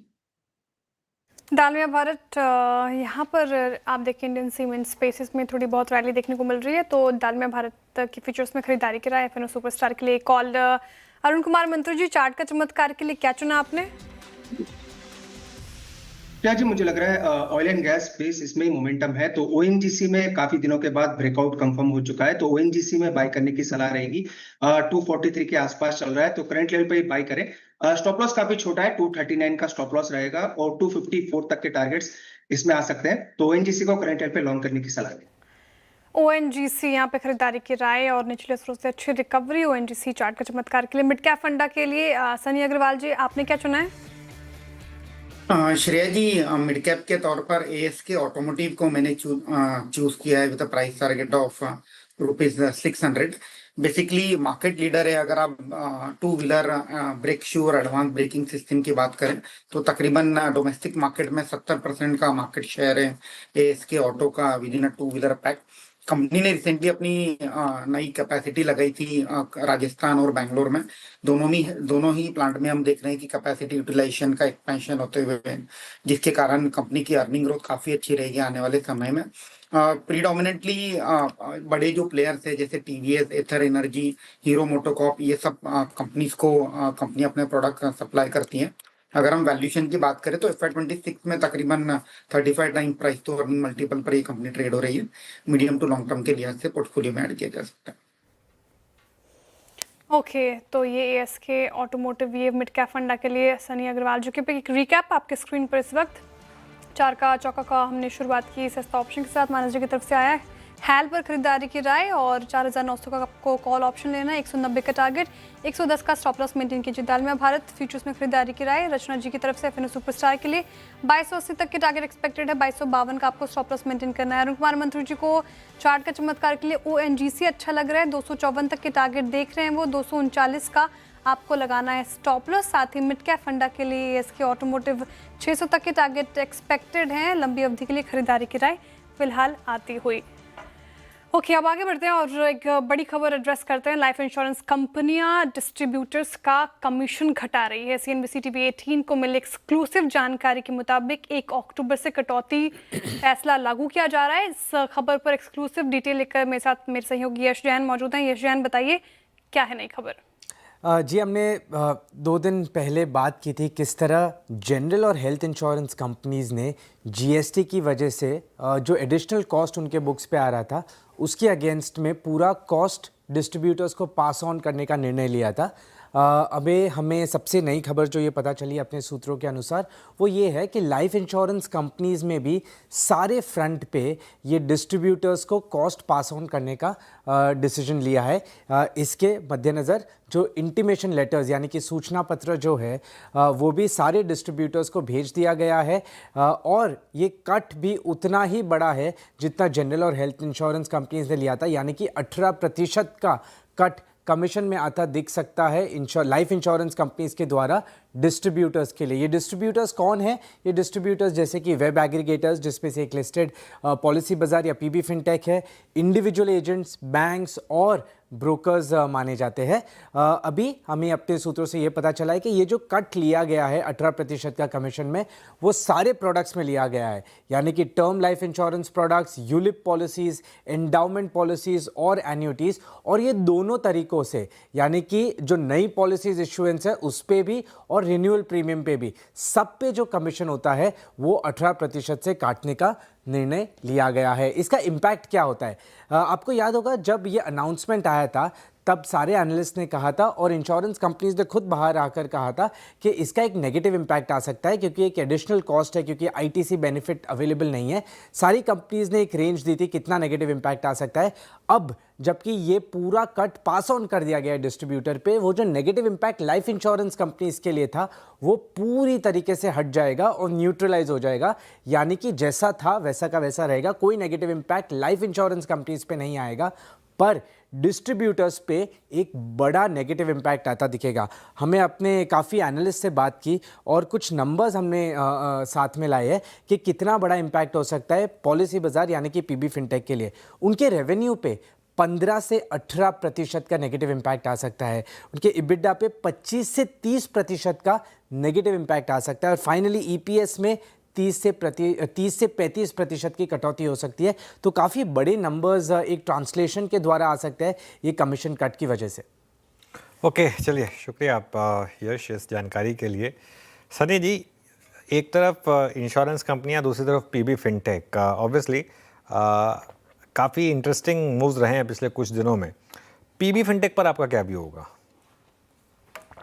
अनुज जी, आई थिंक अगर कमीशन में कटौती होती तो डेफिनेटली इम्पैक्ट पीबी फिनटेक को आते हुए दिखेगा, but at the same time अगर मैं थोड़ा सा ब्रॉडर व्यू लेता हूं तो मुझे लगता है कि इंश्योरेंस एज अ सेक्टर जिसमें पेनिट्रेशन काफी लो है ओवरऑल इन कंट्री में, तो वहां मुझे लगता है कि अपॉर्चुनिटी लॉन्ग टर्म के लिहाज से काफी अच्छी है। तो मुझे लगता है कि because of this cut in commission there में भी one time impact over the period of next 2-3 quarter, जहां हम देखेंगे कि कंपनी की जो अर्निंग है उसमें कुछ इम्पैक्ट आते हुए दिखेगा। बट थोड़ा सा अगर मैं लंबा होराइजन रखता हूं तो मुझे लगता है कि definitely PB fintech is the only way to ride the insurance wave in an country like India. तो I think buy on dip की रणनीति again because of this development, अगर कुछ कहीं करेक्शन देखने मिलता है हमें तो पोर्टफोलियो में ऐड करने के लिए अच्छा मौका रहेगा। Okay, PV fintech buy on dips की स्ट्रैटेजी आपको फिलहाल अपनानी चाहिए। थोड़ी देर पहले हम यतिन जी से डिस्कस कर रहे थे, रिटेल स्टॉक्स में अच्छी खासी हमें तेजी देखने को मिली आज के सेशन में, जिस तरीके से बिजनेस अपडेट आए हैं। कविता जी, शॉपिंग कर ली क्या आपने दिवाली की? चल रही है। अच्छा, ये बताएं, V2 विशाल मेगा मार्ट या V2 रिटेल, कौन सा स्टॉक ज्यादा बेहतर लगता है चार्ट्स पर? सो V2 रिटेल में अच्छे मूव आज बनते हुए दिखे हैं। इवन वैसे मैं विशाल और V2 दोनों पे ही नहीं जाती हूँ बट विशाल मेगा मार्ट और V2 रिटेल देखे तो विशाल मेगा मार्ट अभी अपने 10 वेमा को सरपास करते हुए है। मुझे लगता है यहाँ अगर ये 150 के लेवल को सरपास करता है तो एक अच्छे मूव बनते हुए दिख सकते हैं। अपसाइड मोमेंटम 160 तक ओपन दिखता है, तो अंटिल ये काउंटर 148 के लेवल के ऊपर मेंटेन है, यहाँ मूव एक्सटेंड होते हुए दिख सकते हैं। चलिए, कविता जी ने पहले ही वैसे एक डिस्क्लेमर डाल दिया कि विशाल या V2 दोनों नहीं जाती हूँ मैं, क्योंकि मैं सिर्फ ज़ारा जाती हूँ या फिर कोई लुई विटॉन जाती हूँ, है ना। तो इसके लिए नहीं ठीक है। खैर, सबकी अपनी अपनी चॉइसेस होती हैं। खैर, मीनवाइल मार्केट देखिए एक बार ज़रा, और मिड कैप इंडेक्स, एक बार मिड कैप इंडेक्स लेकर आइए स्क्रीन पर। ये देखिए क्या शानदार तेज़ी मिड कैप इंडेक्स में, अब 400 पॉइंट से ज़्यादा की तेज़ी, 24,882 पर निफ्टी आ गया है। मज़ा आएगा अगर 24,900 950 से आज क्रॉस हो जाए तो। एंड आई थिंक बहुत लोग फंसे हैं श्रेया, कि आज सुबह कई लोगों को लग रहा था कि वो सिर्फ एक ही दिन की रैली है। जब मैंने सुबह वो रील भी बनाई थी और सुबह जब अपना व्यू भी दिया था तो बहुत लोगों ने कहा था कि नहीं, ये ट्रेंड ख़राब है, एक दिन की साइज़, कैंडल की साइज़ बता रही थी, जो पिछले 3 दिन की कैंडल को इवेपोरेट किया था उसने, वो साइज़ बता रही थी कि इस तरीके का मूव आएगा। और शो के शुरू में कह रहे थे कि अभी लॉन्ग है, कैरी करना है, यानी शो के अंत तक पता चलेगा। अगर आप 24,868 के ऊपर बंद हो गए, उसके बाद वो चाहे कोई भी लेवल हो, चाहे 883 हो, चाहे 870 हो, या अगर 900 के ऊपर है, तो फिर आप बिंदास कैरी भी कर सकते हैं। लेकिन मतलब अगर मार्केट परसों के हाई के ऊपर बंद होने को तैयार है तो उससे बड़ा स्ट्रॉन्ग क्यों नहीं हो सकता फिर आपका। और अब आपका सिस्टम है, नया स्टॉप लॉस हो जाएगा। अब आजकल हो, जो कल तक हमारे 24,606, आज सुबह की ट्रेड में जो 24,606 था, अब वो बढ़कर ऑटोमेटिकली आ जाएगा 24,750 के करीब निफ्टी पर। एक बार निफ्टी का कंट्रीब्यूशन और देख लेते हैं, क्योंकि इसमें एक बहुत इंटरेस्टिंग चीज़ आपको दिखाई देगी। एक बार निफ्टी का कंट्रीब्यूशन दिखाइएगा। वो जो राइट हैंड साइड वाली लिस्ट है उसमें से HDFC बैंक गायब हो गया है। सुबह HDFC बैंक सबसे ज़्यादा ड्रैग कर रहा था, अब वो गायब हो गया वहाँ से। एक बार उसका इंटरडे चार्ट लेकर आइए जरा HDFC बैंक का, क्योंकि HDFC बैंक ने ही इस लास्ट के मूव को स्पॉन्सर किया है। अभी स्टॉक ग्रीन में आया है। ये ट्रेड रचना जी की थी। इसके अलावा और कौन सा स्टॉक यहाँ पर अच्छा कर रहा है? रचना जी, HDFC बैंक पर अब क्या व्यू है यहाँ पर इससे आगे?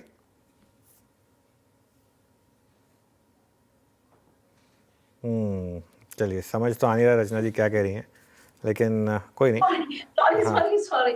सॉरी, यहाँ पे जो मूव शुरू हुआ है वो कंटिन्यू होना चाहिए, और जैसे हमने टारगेट्स बताया था 970 75 तक ये जाना चाहिए in the overnight trade and delivery के लिए उससे ज्यादा टारगेट्स भी पॉसिबल है, but that will come, we'll talk about when we cross the level of 975. Okay फिलहाल ये एक व्यू हो गया HDFC बैंक को लेकर और निचले स्रोत से अच्छी रिकवरी फिलहाल देखने को मिल रही है। डिफेंस स्पेस को लेकर चर्चा कर रही थी PTC इंडस्ट्रीज और साथ ही सोलार इंडस्ट्रीज, ये अच्छा मूव करता हुआ आज के सेशन में प्राइवेट कंपनीज, गोल्डमैन की रिपोर्ट। अरुण कुमार मंत्री जी, सोलार या PTC इंडस्ट्रीज, कौन सा चार्ट पे ज़्यादा आपको अच्छा लग रहा है, बेहतर अगर दोनों के चार्ट अगर आप देख पाएँ और बता पाएँ? देखिए शाह जी, अगर दोनों का ही चार्ट देखते हैं तो सोलर इंडस्ट्रीज अपने बड़े सपोर्ट के आसपास है। नो डाउट एक बड़ा टिकट साइज का काउंटर है, पर स्टिल सपोर्ट काफी नजदीक है। तो दोनों में पिक करना चाहूं तो सोलर इंडस्ट्रीज ज्यादा बेटर रहेगा। 13,200 का स्टॉप लॉस लगा के इसको बाई करके चल सकते हैं। इसका मोमेंटम 14,200 के ऊपर काफी तेजी से आपको देखने को मिल सकता है, क्योंकि निफ्टी डिफेंस इंडेक्स में ही ब्रेकआउट है और मुझे लग रहा है इसमें ही मोमेंटम बनेगा। तो 13,200 के स्टॉप लॉस तक ले सकते हैं और 14,800 से 15,000 तक के टारगेट्स में देखने को मिल सकते हैं। ओके, मीनवाइल एक बार जरा HPCL लेकर आइए। ये एक और हमारा आज सुबह का बिग स्टॉक था। इनफैक्ट आज ही क्या है, पिछले 3-4 दिन से ये बिग स्टॉक्स की लिस्ट में रोज आ रहा है श्रेया जी। और आज भी देखिए अब किस तरीके के मूव आ रहे हैं, अब करीब करीब 2%। अच्छा, अच्छी चीज़ क्या है, मौका दिया इसने, आज रेड में आया था। Same with Kotak Mahindra bank. आज जो हमारी स्पॉटलाइट थी, आई थिंक सुबह शुरुआत कोई बहुत अच्छी नहीं हुई थी कोटक महिंद्रा बैंक की, लेकिन अब बहुत शानदार मूव्स दिखा रहा है। तो एक तरीके से ये भी थोड़ा सा मुझे अच्छा लगता है जब अगर ऐसे मूव्स इंट्राडे में आए। तो चलिए अब एक काम करते हैं, एक ब्रेक लेंगे, उसके बाद आनंद राठी वेल्थ के जॉइंट CEO फिरोज अजीज़ हमारे साथ जुड़ेंगे, उनसे करेंगे चर्चा।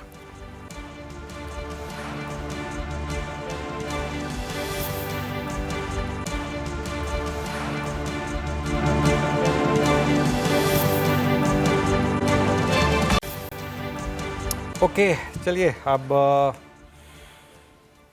मार्केट में करीब करीब 50 पॉइंट की रैली आपको इस समय दिखाई देगी। निफ्टी में करीब करीब 24,885 पर, मतलब 24,900 क्रॉस करने की तैयारी करता हुआ।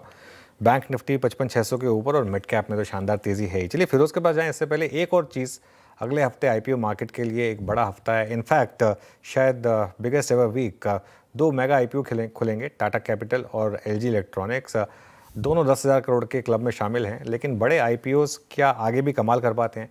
हॉर्माज ने एक बहुत इंटरेस्टिंग रिपोर्ट निकाली है इसके ऊपर, उनके पास चलते हैं। हॉर्माज, गुड आफ्टरनून, बताइए। गुड आफ्टरनून अनुज।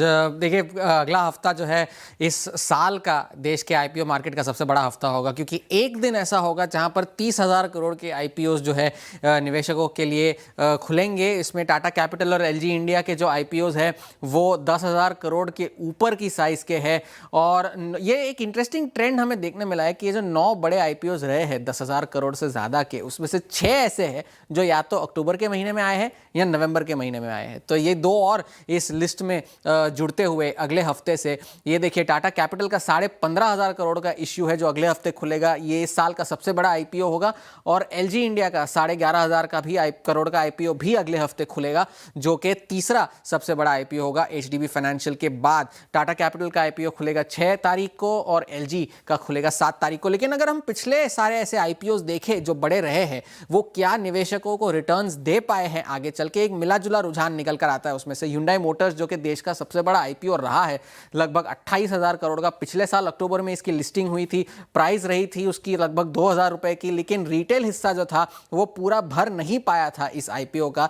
लेकिन हाल में जो रैली देखने मिली है स्टॉक में, वो इस वजह से अब अपने IPO भाव से 30% ऊपर है, लेकिन अपने लिस्टिंग हाई से थोड़ी सी मुनाफा वसूली इस स्टॉक में देखने मिली है। अगर हम बात करें LIC की, जो मई 2022 में आया था, 21,000 करोड़ का IPO था, 949 रुपए की IPO प्राइस थी, रिटेल हिस्सा इसका लगभग 2 गुना भरा था और अब जाकर के IPO प्राइस से अभी भी नीचे है और लिस्टिंग हाइस जो कि इसके 1,200 रुपए से ज़्यादा है, उसमें भी 25% की गिरावट हमें LIC में देखने मिली है। LIC से पहले देश का सबसे बड़ा IPO था Paytm, 18,500 करोड़ की IPO की साइज थी, 2,150 रुपए का भाव था, वो भाव जो अब तक शेयर ने देखा नहीं है, और रिटेल हिस्सा लगभग इसका 1.5 गुना भरा था। और इतनी रैली होने के बावजूद शेयर जो है अपने IPO भाव से लगभग आधा है, अभी भी 50% फीसदी नीचे और अपनी पोस्ट लिस्टिंग हाई से हाल फिलहाल की हाई बनाई है उसमें अभी भी 11% नीचे है। एचडीबी फाइनेंशियल जो अभी जुलाई में लिस्ट हुआ है 12,500 करोड़ का इश्यू प्राइस था, इश्यू साइज था, 740 की इश्यू प्राइस थी और रिटेल हिस्सा लगभग 1.5 गुना भरा था और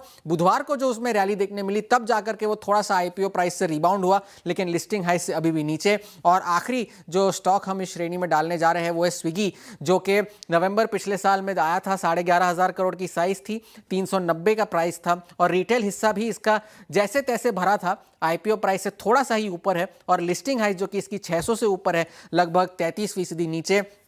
और तो इस तरह से अगर हम देखें तो काफ़ी सारे एक मिले जुले रुझान हमें देखने मिल रहे हैं बड़े आईपीओज में। कोई ऐसा बड़ा आउट परफॉर्मर तो हमें देखने नहीं मिला, लेकिन कोई ऐसा बड़ा अंडर परफॉर्मर भी पेटीएम को छोड़कर ऐसा हमें देखने नहीं मिला है। ओके, शुक्रिया हरमस। तो ये इस समय आईपीओ मार्केट की पिक्चर, निफ्टी 24,900 की दहलीज पर ऑलमोस्ट हिट करने की तैयारी कर रहा है, 24,900 और डे हाई पर। फिरोज़ अजीज़ हैं हमारे साथ, आनंद राठी वेल्थ के जॉइंट CEO। फिरोज़ जी गुड आफ्टरनून। फिरोज़ जी बताइए, क्या बैंक निफ्टी ने वापस एक लीडरशिप ली और आरबीआई की पॉलिसी के बाद? सबसे पहले तो व्यू आपसे लेना चाहूँगा बैंकों पर, लार्ज प्राइवेट बैंक्स पर। गुड मॉर्निंग, गुड आफ्टरनून अनुज सर। बिल्कुल आपने जैसे सही फरमाया, बैंक निफ्टी लीड ले रही है और ऑफ कोर्स आरबीआई की एमपीसी मीट में जो निकल के आया है इज क्वाइट प्रोग्रेसिव। तो आई थिंक उसकी वजह से जो मोमेंटम बन सकता है बैंकिंग सेक्टर में, स्पेशली जिस मकाम पे आज वैल्यूएशन की जो 1 sigma lower than mean PEs and price to book जहां कोट कर रहे हैं, वहां कोई भी खुशखबरी एक सस्टेन्ड रैली प्रोड्यूस कर सकती है। सस्टेन्ड रैली, रिलेटिव रैली की बात कर रहा हूं मैं, एब्सोल्यूट रैली की नहीं। निफ्टी को बीट बैंक निफ्टी जरूर कर सकती है 4-5% per annum over the next 2-3 years। And मेरे सेक्टर्स में ABCDE, B stands for banking, and I think I'm reasonably bullish, especially after the MPC। Okay, काफ़ी बुलिश साउंड कर रहे हैं आप बैंकिंग स्पेस को लेकर। फिरोज़ गुड आफ्टरनून, श्रेया बात कर रहे हैं। ऑटो स्पेस देखें आप, ऑटो सेल्स के आंकड़े आए, आपने कैसे देखे ऑटो सेल्स के आंकड़े? साथ ही आज हालांकि फ्लैट हैं ऑटोज, लेकिन मार्केट के एक्सपेक्टेशन से थोड़ा कम, लेकिन अच्छे ही लगे। अब इस बड़ी रैली के बाद ऑटो को कैसे आप अप्रोच कर रहे हैं? ये बड़ी रैली के बाद भी मैं ऑटो को एक जो वैल्यूएशन, अगेन रिलेटिव वैल्यूएशन, मतलब चीप वैल्यूएशंस पे जो हैं, because last year Nifty auto के जो अर्निंग्स थी वो -2.7% की थी। देखिए निफ्टी ऑटो में 15 स्टॉक हैं और उसमें जो फ्री फ्लोट है 54% फ्री फ्लोट है निफ्टी ऑटो की। तो फ्री फ्लोट अगर अच्छा होता है तो उनकी जो वेटेजेस होती हैं प्राइमरी इंडिसेस में कुछ ज्यादा होती है।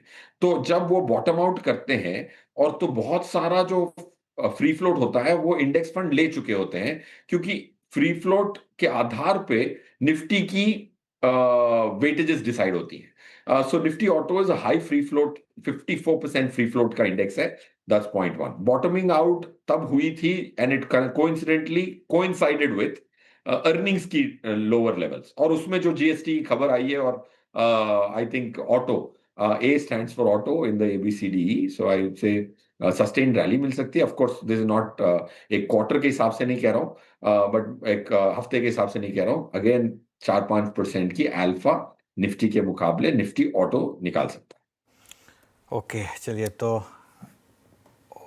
A और B डिस्कस हो गया। I think I am assuming कि आपका A ऑटो से था। आपने ABCDEF का, ये CDEF क्या है? F तक नहीं गए अनुज सर, E पे रुक गए थे। चलिए CDE, हाँ ठीक है। C मेरी इंग्लिश थोड़ी वीक है फिरोज जी, थोड़ा सा स्कूल में मैं हिंदी मीडियम में था। हाँ, चलो मेरी तो हिंदी भी वीक है, इंग्लिश भी वीक है, तो इम्प्रूव करने की कोशिश करता हूँ। सो C is consumption. Consumption again जो ये थीम पकड़ रहा है, कंजम्पशन के जो भी चीजें हुई हैं वो सिर्फ वो जीएसटी नहीं है सर, नई टैक्स रिजीम है 2021 में जो आई थी, लोगों को ज्यादा पैसा हाथ में दिया गया। सेकंड, उसकी टैक्स स्लैब्स के रेट्स चेंज किए गए, जीएसटी कम किया गया, राइट। सो बहुत सारे कंजम्पशन को प्रमोट करने के बहुत सारे स्ट्रक्चरल चेंजेस हुए हैं इंडिया में, पॉइंट 1। पॉइंट 2, कंजम्पशन आज डेसिबल उसकी काफी ज्यादा है, सब लोग कंजम्पशन की बात कर रहे हैं। शायद ही ऐसा कभी होता है कि इतना मोमेंटम होता है उस थीम में और पास्ट परफॉर्मेंस इतना अच्छा नहीं होता है। आप कंजम्पशन के 27 म्यूचुअल फंड्स को देख लें, उसमें पास्ट परफॉर्मेंस आप देखेंगे तो एबिस्मल है। जैसे जब डिफेंस की बात चल रही थी तो डिफेंस का पास्ट परफॉर्मेंस देखा था 40% आ चुका था। So this is a good मौका। कंजम्पशन की जो थीम है, पास्ट परफॉर्मेंस इतना अच्छा नहीं रहा है, so that's the great thing, क्योंकि रिटर्न आगे बनेगी। That's see. D is for drugs. Of course Trump साहब डराते रहते हैं कि फार्मास्यूटिकल में हमें ही दवाइयों की जरूरत पड़ जाए, अगर वो सेक्टर देख रहे हैं। तो E is for renewable energy. Okay, consumption ABC हो गया। डी अज्यूम कर रही हूँ फिरोज जी, डिफेंस स्पेस से तो नहीं है? डी डिफेंस स्पेस है क्या? ड्रग्स एंड फार्मा है madam. Drugs and pharma, okay. E for renewable energy. तो अच्छा, चलिए ये एक बात बताइए, इसके अलावा कोई और सेक्टर्स जो आपको इस समय अच्छे लग रहे हैं, या कोई और स्टॉक स्पेसिफिक अगर आपने कुछ अच्छी ट्रेड्स पहचानी हो तो? अनुज सर, मेरे हिसाब से सेक्टर से अगर हम देखते हैं कि इंडिया जिस कतार में है in terms of financialisation, Nifty में एक भी कैपिटल मार्केट स्टॉक ना होना, मेरे हिसाब से ये बदलेगा। सो निफ्टी में एक भी निफ्टी कैपिटल मार्केट इंडेक्स में 15 या 16 स्टॉक्स हैं, उसमें आनंद राठी वेल्थ भी एक है। I have to give my disclaimer. Nifty में एक भी कैपिटल मार्केट या कैपिटल मार्केट इंफ्रास्ट्रक्चर का स्टॉक नहीं है, पॉइंट 1। और पॉइंट 2, निफ्टी NSE 500 में भी ऑलमोस्ट 3% की वेटेज है। तो अगले 10 साल की अगर आप कॉल लें, इंडिया की जो फाइनेंशियलाइजेशन हो रही है और जो कि होगी, और उसके लिए भी हमने स्टैटिस्टिक्स किया काफी, हमें लगता है कि financialisation is ahead of us and not behind us. So there will be a good representation of capital market stocks. उन 15 स्टॉकों में आपको जो भी एरिया के लगते हैं, एसेट मैनेजमेंट कंपनी हो गए, वेल्थ मैनेजमेंट कंपनी हो गए, इंफ्रास्ट्रक्चर के हो गए, एक्सचेंजेस के हो गए, उसमें से आपकी कौन सी बेट होगी जो निफ्टी में जाएगा, वैसा आपको वो स्टॉक लेके रखना मतलब बन सकता है for a large gain. Okay, defence मैंने पूछा था आपसे, वैसे फिरोज जी डिफेंस स्पेस को लेकर आपकी क्या राय है? बहुत सारी रिपोर्ट्स भी देख रही थी, प्राइवेट कंपनीज और PSU स्पेसेस में भी डिफेंस को लेकर काफ़ी पॉजिटिव रिपोर्ट्स और अच्छी खासी रैली भी हम देख रहे हैं आज के सत्र में, पिछले कुछ सत्रों से। डिफेंस एज ए स्पेस क्या अप्रोच और एक्सपोजर बढ़ाया क्या आपने? श्रेया मैडम, देखिए, हम जो एक सेक्टर, डिफेंस जैसे सेक्टर को हम एक इजी टू बाई सेक्टर नहीं मानते for an investor, especially a mutual fund investor. Okay, तो डिफेंस एक प्राइमरी, मतलब मेरे हिसाब से it's too cyclical. So to answer your pointed question, I would say that defence से मैं तो दूर ही रह रहा हूं, बिकॉज उसमें सिक्लिकलिटी इतनी है कि आपको एग्जिट करना बड़ा जरूरी है। उसकी बीटा ऑलमोस्ट 3.2 आती है निफ्टी से, इसीलिए वो रिस्क रिवॉर्ड में फेवरेबल नहीं होता है, and it's very good for a trader दो, इसीलिए हम उसमें थोड़ा सा तवज्जो कम देते हैं। ओके, चलिए ये बात हो गई डिफेंस की। काफ़ी सेक्टर्स डिस्कस किए हमने। फिरोज जी, जो आपने बात कही ड्रग्स की, उसमें फार्मा में कोई पर्टिकुलर टाइप ऑफ फार्मा आपको पसंद आ रहा है? जैसे कुछ लोगों ने आके कहा सिनोरस फार्मा और डोमेस्टिक फार्मा है, कुछ लोग कह रहे हैं कि API पे दांव लगाइए, या US सेंट्रिक फार्मा भी आपके रेडार पर रहेगी? विद इन फार्मा क्या अच्छा लग रहा है आपको? मेरे हिसाब से US centric pharma, generic drugs, सब मुझे अच्छा लग रहा है, क्योंकि उसकी जो पेसिमिज्म है आफ्टर ट्रम्प साहब ने जो कहा, उससे काफी बढ़ी हुई है। तो मेरे हिसाब से तो निफ्टी फार्मा के जो 20 स्टॉक हैं, अगर आप घुसें, तो I personally think Nifty pharma as an index itself, जैसे शैलेश राजवान है, फार्मा का एक फंड चलाते हैं, वो निफ्टी फार्मा को भी 4% से पर एनम बीट कर चुके हैं। तो अगर आपके पास दो विकल्प हो एक्स्ट्रा रिटर्न बनाने का, एक तो फार्मा इंडेक्स निफ्टी से आउट परफॉर्मेंस 3-4 का कर दे, और अच्छे फंड मैनेजर जैसे शैलेश साहब हैं, वो अगर फार्मा में घुस के अगर वो और आउट परफॉर्म कर सकें, तो मैं डायरेक्ट इक्विटी के माध्यम से एक सेक्टर जनरली प्ले नहीं करना चाहता, बिकॉज सेक्टर प्ले करना ही itself is a little extra risk. तो you don't double up risk. So I would say, आप जाहिर सी बात है, आप स्टॉक या सब सेक्टर की मांग कर रहे थे, मैं रिलायंस का फार्मा फंड रेकमेंड करूंगा to have a potential 6-7% extra return vis-a-vis Nifty. Okay, बहुत सारे सेक्टर्स पे बात की। बहुत शुक्रिया फिरोज जी आज हमारे साथ जुड़ने के लिए, तमाम सवालों के जवाब देने के लिए इतनी डिटेल में, और ABCDE वाली आपकी जो स्ट्रैटेजी काफ़ी अच्छी लगी, यूनिक लगी, इंटरेस्टिंग लगी। बहुत शुक्रिया आपके वक्त के लिए। चलिए अब हम क्लोजिंग की तरफ बढ़ रहे हैं और निफ्टी 24,890 के लेवल पर और डीज हाई के आसपास ही मार्केट दिखेगा आपको, निफ्टी और बैंक निफ्टी। अब क्लोजिंग अप्रोच क्या होगी? आपने कहा था कैरी करना है कि नहीं करना, ये हम क्लोजिंग के वक्त डिस्कस करेंगे। नहीं, कैरी करना है विदाउट अ डाउट श्रेया। अब क्या रह गया कैरी ना करने में? और देखिए क्या हो गया, आज सुबह प्री ओपन 76 पॉइंट डाउन दिखा रहा था आपको। बहुत लोगों को लगा होगा जो स्पेशली हमारी वेडनेसडे की व्यू को सुनकर उसके बाद कैरी कर गए थे कि गए हम तो काम से। कुछ नहीं हुआ। पहली बार उतना बड़ा गैप डाउन ही नहीं हुआ, और दूसरी बार जो गैप डाउन हुआ भी उसमें अच्छी खासी बाइंग आ गई। तो निफ्टी और बैंक निफ्टी दोनों में अपनी पोजीशन को कैरी करें। इस मार्केट का ट्रेंड ना बड़ी जल्दी बदल रहा है। आप देखिए हम लगातार 9-9, 8-8 दिन के स्विंग में काम कर रहे हैं, तो बाजार का ट्रेंड फिर बदल गया है। और आपको ये अजम्पशन लेनी होगी कि बाजार का ट्रेंड बदल गया है। अब स्टॉप लॉस लग गया तो लग गया। आज सुबह जब हमने ट्रेड की शुरुआत की तो हमारा स्टॉप लॉस था 24,600 का। अब हम ट्रेलिंग स्टॉप लॉस ले आएंगे आज कल 24,747 पर, सिंपल बस। और अगले पिछले दिन के स्टॉप लॉस के लो के स्टॉप के साथ अब लॉन्ग रहना है। और निफ्टी में 25,000 और बैंक निफ्टी में 56,000, ये नेक्स्ट टारगेट है। यहाँ पे भी रुकेंगे नहीं ऐसा मुझे लगता है, लेकिन मार्केट ने आपको बता दिया है कि 2 दिन back to back higher high और हायर लो लगा दिया है। अब वो शायद एक उस सीरीज़ की शुरुआत हुई है वापस हायर हाई और हायर लोज लगाने की। ये मेरा व्यू रहेगा। यतिन के पास चलते हैं आज डीलिंग रूम फीडबैक के लिए। Yatin, good afternoon. Good afternoon. और 2 स्टॉक्स जो आज डीलर्स सुझा रहे हैं अपने क्लाइंट्स को, उनमें सबसे पहले है गेल। अक्टूबर के महीने में पीएनजीआरबी की मीटिंग एक्सपेक्टेड है और टैरिफ हाइक का जो इतने टाइम से पेंडिंग है मसला, वो शायद यहाँ बनता हुआ नजर पड़े डीलर्स के हिसाब से। अक्टूबर फ्यूचर्स के लिए 178 से 180 तक के टारगेट्स डीलर सुझा रहे हैं कि पॉसिबल हैं, और यहाँ बीटीएसटी की भी रणनीति वो सुझा रहे हैं। तो अक्टूबर फ्यूचर्स में वो खरीदारी कर रहे हैं, और ऑब्वियसली स्टॉक पिछले आधे घंटे में काफ़ी अच्छा ट्रैक्शन दिखा रहा है। और टाइटन ये भी एक काउंटर है जहाँ डीलर्स बीटीएसटी की एडवाइस दे रहे हैं 50 से 60 रुपये के अपसाइड के लिए। यहाँ डोमेस्टिक म्यूचुअल फंड्स खरीदारी कर रहे हैं, और ऐसे भी थोड़ा बहुत लोअर लेवल से आज ज्वेलरी स्टॉक्स पे भी खरीदारी का मूड माहौल है। तो टाइटन ये भी काउंटर डीलर्स के रेडार पे। गेल और टाइटन डीलर्स के रडार पे खरीदारी कर रहा है। यहाँ पे निचले स्रोत से अच्छे मूव टाइटन में, और पैनल ने सुझाया भी था ये स्टॉक्स आप रडार पे रखें। चलिए अब वक्त हो रहा है बीटीएसटी एसटीबीटी ट्रेड्स का। अरुण जी, शुरुआत आपसे करना चाहेंगे, बताइए क्या कैरी कर रहे हैं आप मंडे के लिए? शायद अगेन एसबीआई कार्ड में मुझे लग रहा है मोमेंटम काफी अच्छा है, तो 890 के आसपास एक ब्रेकआउट नजर आ रहा है, तो एसबीआई कार्ड को बाय करने की सलाह है। छोटा स्टॉप लॉस रहेगा 882 का। 913 तक के टारगेट्स इसमें आ सकते हैं, तो पहला स्टॉक एसबीआई कार्ड में बाय करने की सलाह है। एसबीआई कार्ड, ये हो गई पहली बीटीएसटी ट्रेड। गावा सर, क्या कैरी करें मंडे के लिए? आई थिंक मैरिको पर ध्यान देना चाहिए। लॉन्ग साइड ट्रेड करा कर 710 के अंडर 710, 3 रुपए का स्टॉप लगना चाहिए 707 का। पॉसिबल है कि 720 देखने को मिल सकते हैं मैरिको। गावस्कर ने मैरिको, कुछ एफएमसीजी चुनिंदा स्टॉक्स में अच्छी रिकवरी निचले स्रोत से मैरिको उसमें से 1% से ज्यादा की तेजी के साथ क्लोज होने की तैयारी। रचना जी, आप क्या कैरी कर रही है? जी, हम केईआई को लॉन्ग करेंगे। हमारा सुबह 8 बजे का कॉल भी केईआई था शॉर्ट साइड पे, और अब हम इसको लॉन्ग साइड पे प्ले करेंगे। 4057 पे है, ऐसे लगाएंगे 4027 पे। अपसाइड पे हमारा टारगेट होगा 4100। ओके, केए इंडस्ट्री सुबह शॉर्ट, अब लॉन्ग। कविता जी, आपका ट्रेड मंडे के लिए?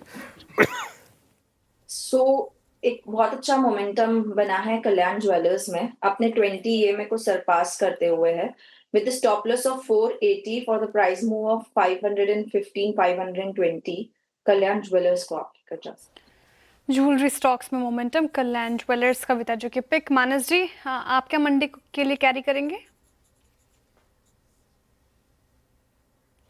मानस जी म्यूट पर हैं, सैटरडे अभी थोड़ा टाइम है मार्केट क्लोज होने में। तो देखिए बैंक ऑफ बड़ौदा में खरीदारी करके जाएंगे। हाई टॉप हायर बॉटम बन रहे हैं, फ्रेश ब्रेकआउट चार्ट्स पे देखने को मिला है। तो बैंक ऑफ बड़ौदा के फ्यूचर में खरीदारी करेंगे। 263 का आपको स्टॉप लॉस लगाना है, और 272 272 रुपए की टारगेट सेट करना है। ओके, चलिए तो ये इस समय बीटीएसटी ट्रेड हो गई बैंक ऑफ बड़ौदा के अक्टूबर फ्यूचर्स पर। मार्केट में शानदार तेज़ी, और अगर आप इस वीकली कैंडल को देखेंगे तो लास्ट के 2 दिन की रैली की वजह से, क्योंकि एक दिन छुट्टी भी थी, तो अब इन 2 कैंडल्स की वजह से वीकली परफॉर्मेंस जो है वो 1% गेन के साथ बंद होंगे हम, और 2% मिड कैप इंडेक्स पर गेन के साथ बंद होंगे। जी हाँ, साइज़ देखिए ये 2 कैंडल्स की, ये अपने आप में आपको कुछ बयां कर रही हैं। और ये मिड कैप देखिए, मिड कैप में भी शानदार तेज़ी रही है। हफ्ते की बात हो रही है तो अगले हफ्ते के ट्रिगर्स की बात कर लेते हैं। और आशीष के पास चलते हैं, क्या एक्सपेक्ट करें आशीष अगले हफ्ते? Good afternoon. Good afternoon. बढ़िया एक्शन आपको अगले हफ्ते देखने को मिलेगा। सबसे पहले अगर आप देखें तो कल के कुछ बड़े इवेंट्स देख लेते हैं। सबसे बड़ा डेवलपमेंट है और भारतीय फाइनेंशियल सिस्टम के लिए बड़ा दिन होगा। दरअसल अगर आप देखें तो एक समय ऐसा था जब चेक क्लियरिंग में बड़ा समय लगता था, लेकिन अब कल से सेम डे चेक की क्लियरिंग यहाँ पर आपको देखने को मिलेगी, अपने आप में बड़ा खास है। इसके अलावा अगर आप देखें तो बात करते हैं 6 अक्टूबर यानी सीधे सोमवार की, तो इसमें वोडाफोन आइडिया की हियरिंग है, 2 बार टल चुकी है। अब एजीआर ड्यूज पर यहाँ पर देखने को मिलेगा, लेकिन साथ में अगर आप देखें तो चाइना और साउथ कोरिया के मार्केट्स लगातार छुट्टियों के मूड में। आईपीओ के लिहाज से एक्शन देखने को मिलेगा। टाटा कैपिटल का आईपीओ खुल रहा है। अब बात करते हैं 7 अक्टूबर की यानी मंगलवार, तो चाइना और कोरिया के मार्केट्स फिर से एंजॉय करेंगे छुट्टी को। इसके अलावा अगर आप देखें तो Q1 की अर्निंग्स आपको देखने को मिलेगी। श्रृंगार हाउस ऑफ मंगलसूत्रा, ये थोड़े दिन पहले लिस्ट हुई है। इसके अलावा आईपीओ खुलेगा LG इलेक्ट्रॉनिक्स का, तो यहाँ पर आप रखेंगे खास नजर। बात करते हैं बुधवार की, तो चाइना में मिड ऑटम फेस्टिवल के चलते मार्केट्स बंद रहेंगे, चाइना के मार्केट्स। और यूएस में अगर आप देखें तो क्रूड ऑयल इन्वेंट्री और FOMC की जो मीटिंग के मिनट्स हैं वो आएंगे। अर्निंग्स के लिहाज से 7वें ग्रीन, ये हाल ही की लिस्टेड कंपनी है, इसकी Q1 की अर्निंग्स आएंगी। अब बात करते हैं 9 अक्टूबर यानी थर्सडे की, तो इसमें अगर आप देखें तो यूएस फेड चेयरमैन पावेल बोलेंगे। इसके अलावा यूएस के इनिशियल जॉबलेस क्लेम्स, इसका आंकड़ा देखने को मिलेगा। और इसी के साथ अगर आप देखें तो Q2 के नंबर्स की शुरुआत हो जाएगी। सबसे पहले TCS, टाटा एलेक्सी और GM ब्रिवरीज, ये अपने नंबर्स देंगी Q2 के, तो यहाँ पर हमारी खास फोकस है। इसके अलावा अगर आप देखें तो फ्राइडे की बात करें तो एक्स डेट है हेक्सावेयर की, जिसमें डिविडेंड दिया था ₹5.75 का, तो इसके स्टॉक के प्राइस में आपको एडजस्टमेंट देखने को मिलेगा। यूएस के मार्केट्स में देर शाम आएंगे, हम रिएक्ट करेंगे सोमवार को, लेकिन यूएस के नॉन फार्म पेरोल और अनएम्प्लॉयमेंट का डेटा आएगा। और साथ में एलिकॉन इंजीनियरिंग, इसके भी यहाँ पर देखें तो Q2 के नंबर्स आएंगे। अगला हफ्ता बड़ा खास है और एक और खास बात ये भी है उनके लिए जो चार्ट्स देखते हैं और चार्ट्स देखना चाहते हैं, सीखना चाहते हैं, इनके लिए भी अगर आप देखें तो CNBC आवास की तरफ से जो है चार्ट GPT, ये अपने आप में काफ़ी खास सेगमेंट होगा। तो सर यहाँ पर भी खास नज़र है हमारी। चार्ट GPT काफ़ी इंटरेस्टिंग लग रहा है आशीष ये नेम, और क्या कुछ होगा सर इसमें नया खास? चार्ट GPT काफ़ी लोग पूछ भी रहे थे इस बारे में। बिल्कुल, इसमें बहुत कुछ होगा। गुड प्रोबेबल ट्रेड, देखिए हम आपको आइडेंटिफाई करके देंगे कुछ पैटर्न्स डिपेंडेंट ऑन सारे के सारे moving averages, RSI, golden crossover, death crossover, ratio charts, delivery volumes, उन सब के साथ। और एक्चुअली बहुत लोग पूछते हैं कि जो स्पॉटलाइट, जैसे अब आज भी कोटक महिंद्रा बैंक है, शानदार तेज़ी आई इसमें, ऐसे लोगों को लगता है कि स्पॉटलाइट हम सिर्फ 2 स्टॉक्स की बात करते हैं, और जबकि जब हम शॉर्टलिस्ट करते हैं तो हमारे पास 10-12 स्टॉक्स होते हैं। तो हम उन सब 10 के 10-12 जो स्टॉक्स हमारे रेडार पर आएंगे वो सब हम आपको बताएंगे। उसके बाद डिसीजन आपका होगा या आपके फाइनेंशियल एक्सपर्ट का होगा। हम बाय सेल नहीं बताएंगे आपको, लेकिन वो आपको मिलेगा। और सुबह सुबह हम 8:10 पर शो की शुरुआत करने के बाद इन पर बात करेंगे। रिस्क रिवॉर्ड कहाँ पर बेहतर है, डिलीवरी वॉल्यूम्स कहाँ पर अच्छे आ रहे हैं, कहाँ देखकर लग रहा है कि इंस्टीट्यूशंस बाय कर रहे हैं, कहाँ देखकर लग रहा है कि बड़े प्लेयर्स बाय कर रहे हैं या सेल कर रहे हैं और आपको उनके साथ हो जाना चाहिए। तो थोड़ा सा ये कोशिश करेंगे Shreya, good probable trades, chart GPT, तो ये थोड़ा सा हमने सोचा कि कुछ नया ट्राई किया जाए। काफ़ी इंटरेस्टिंग नेम भी है। हाँ, तो मंडे से इस पर ट्राई करेंगे हम। ओके, मंडे से चार्ट GPT 8:10 पर हमारे साथ जुड़िए CNBC आवाज़ पे, और आपको टेक्निकल एनालिसिस बताई जाएगी। शुक्रिया आशीष तमाम जानकारी के लिए, अगले हफ्ते के ट्रिगर्स बताने के लिए। और क्लोजिंग की तरफ बढ़ रहे हैं और कुछ स्टॉक्स जो डेज हाई की तरफ क्लोज होने की तरफ बढ़ रहे हैं। जियो फाइनेंशियल रखिए एक बार स्क्रीन पे। जियो फाइनेंशियल डेज हाई पर क्लोज होने की तैयारी, निचले स्तरों से अच्छी रिकवरी, लगभग आधा फीसदी की तेजी के साथ। इसके अलावा नेस्ले इंडिया भी निचले स्तरों से अच्छा रिकवर हुआ। FMCG स्पैक से HUL भी निचले स्तरों से रिकवरी। मैंने को चुना था गाबा सर, नेस्ले इंडिया और HUL भी निचले स्तरों से रिकवर होकर क्लोज होने की तैयारी कर रहा है। नेस्ले इंडिया कैसा लग रहा है? नेस्ले में अपमो तो है, नो डाउट अबाउट इट। जो पैटर्न बना हुआ है उसके हिसाब से उसमें स्ट्रेंथ है। ट्रेड कर रहा है 1169 और मेरे ख्याल से 1160 का कोई स्टॉप लगा चले, शायद 1190 पॉसिबल है बिल्कुल। तो आई थिंक यस, नेस्ले में तो स्ट्रेंथ है। रही बात HUL की, I think Nestle is better. Okay, एक और स्टॉक जो अगले हफ्ते रेडार पर होगा मंडे मॉर्निंग, वो होगा वोडाफोन आइडिया का। वोडाफोन आइडिया क्यों? क्योंकि मंडे को अब वो कोर्ट में मामला वापस आएगा। 2 बार से पोस्टपोन हो रहा है, आपको याद होगा। पिछली बार तो सीधा ही पोस्टपोन हो गया था। उससे पिछली बार जो रैली बनी थी वो इसलिए बनी थी कि सरकार ने कहा था कि अब हम इस प्ली को अपोज नहीं कर रहे हैं। आई थिंक ये एक और स्टॉक है जिस पर नज़र रहेगी, क्योंकि काफ़ी डिसेंट मूव्स पिछले कुछ दिनों में इस स्टॉक ने दिखाए हैं। और आज भी ये देखिए स्टॉक जो है वो डे हाई पर बंद हो रहा है। तो लेट्स वेट एंड वॉच क्या निकल कर आता है उस कोर्ट की हियरिंग में। मार्केट डे हाई पर बंद हो रहा है, मतलब ठीक है, आप कह सकते हैं कि एग्जैक्ट डे हाई पर नहीं, लेकिन 24,904 का हाई था, हम 24,895 पर है, तो हाई से सिर्फ 9 ही पॉइंट दूर हैं। और अगर आप सेक्टोरल मूवर्स देखें पिछले कुछ मिनटों में, एक सेक्टर जहां शानदार मूव आया है वो है कंज्यूमर ड्यूरेबल्स। एक बार कंज्यूमर ड्यूरेबल्स इंडेक्स लेकर आइए, बीएससी का है वो इंडेक्स। हाँ, ये देखिए पिछले कुछ मिनटों में यहाँ पर अच्छे मूव्स। और क्या अच्छा चल रहा है, PSU index, oil and gas index, oil marketing companies के शेयर्स की बात करते हैं एक बार ज़रा, खासतौर से एचपीसीएल। मानस एचपीसीएल का चार्ट देखिए एक बार, स्ट्रेंथ है स्टॉक में। परसों भी इसने आउट परफॉर्म किया था, आज भी 3% ऊपर। इस पर क्या व्यू रहेगा? देखिए व्यू तो पॉजिटिव है और तीनों ऑयल मार्केटिंग कंपनीज चार्ट पे काफी बेहतर लग रही हैं। एचपीसीएल करेक्ट हुआ था, ट्रेंडिंग मूविंग एवरेज के आसपास सपोर्ट लेके वापस रैली रिज्यूम हुई है, तो नेक्स्ट टारगेट 455 का हो सकता है। तो एक बीटीएसटी कॉल की तरह भी यहाँ पर एक ट्रेड बनाया जा सकता है। 440 के स्टॉप लॉस से खरीदारी करिए, 455 तक के टारगेट्स पॉसिबल है। ओके, चलिए बैन अपडेट है अपेरेंटली। क्या है बैन में? शेयर्स जो जा सकते हैं, HFCL जा सकता है बैन में 108% पोजीशन, बंधन बैंक बैन में जाने की तैयारी कर रहा है 99% पोजीशन, और वोडाफोन आइडिया ये भी बैन में जाने की तैयारी कर रहा है, यहाँ पर भी 98% position. Wow, SAIL 96%, PNB almost 95% और नैल्को 94%। तो एक साथ 6 स्टॉक्स बैन में जाने की तैयारी करते हुए। कोई एग्जिट का केस है क्या? है नहीं है, चलिए एग्जिट का केस नहीं है। तो ये 6 स्टॉक्स बैन में जाने की तैयारी करते हुए। इसमें से एक काम करें, इसमें से गाबा सर नैल्को का चार्ट देखिए एक बार।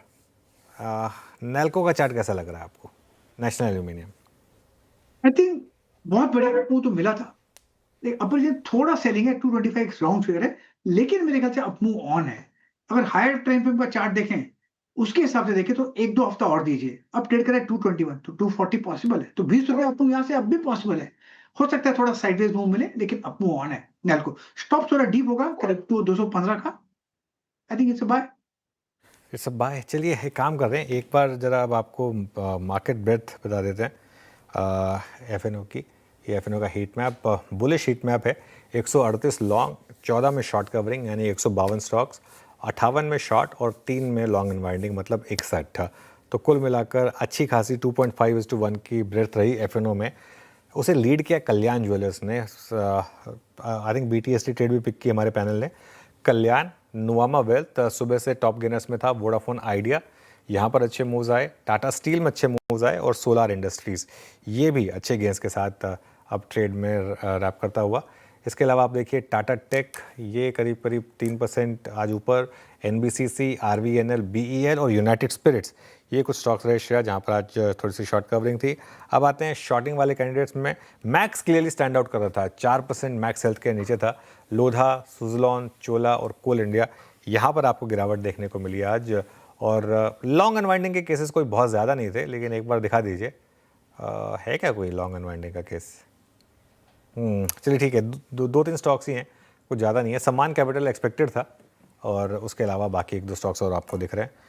ये आज की FNO की पल्स। श्रेया बिल्कुल bullish heat map FNO setup अच्छा रहा और मार्केट डेज हाई पर क्लोज होने की तैयारी कर रहा है। जो सेक्टर स्पेसिफिक बात कर रहे थे जहाँ पे अच्छे मूव आए, मैं भी देख रही थी, और PSU बैंक लगभग 1% से ज़्यादा की तेज़ी के साथ क्लोज होने की तैयारी। मेटल जो चमका है आज के सत्र में, 0.25% से ज़्यादा की तेज़ी के साथ मेटल क्लोज होने की तैयारी। साथ ही कंज्यूमर ड्यूरेबल्स देखें आप, यहाँ पर अच्छा मूव बनता हुआ नजर आया। कल्याण ज्वेलर्स 6% की तेज़ी के साथ क्लोज कर रहा है।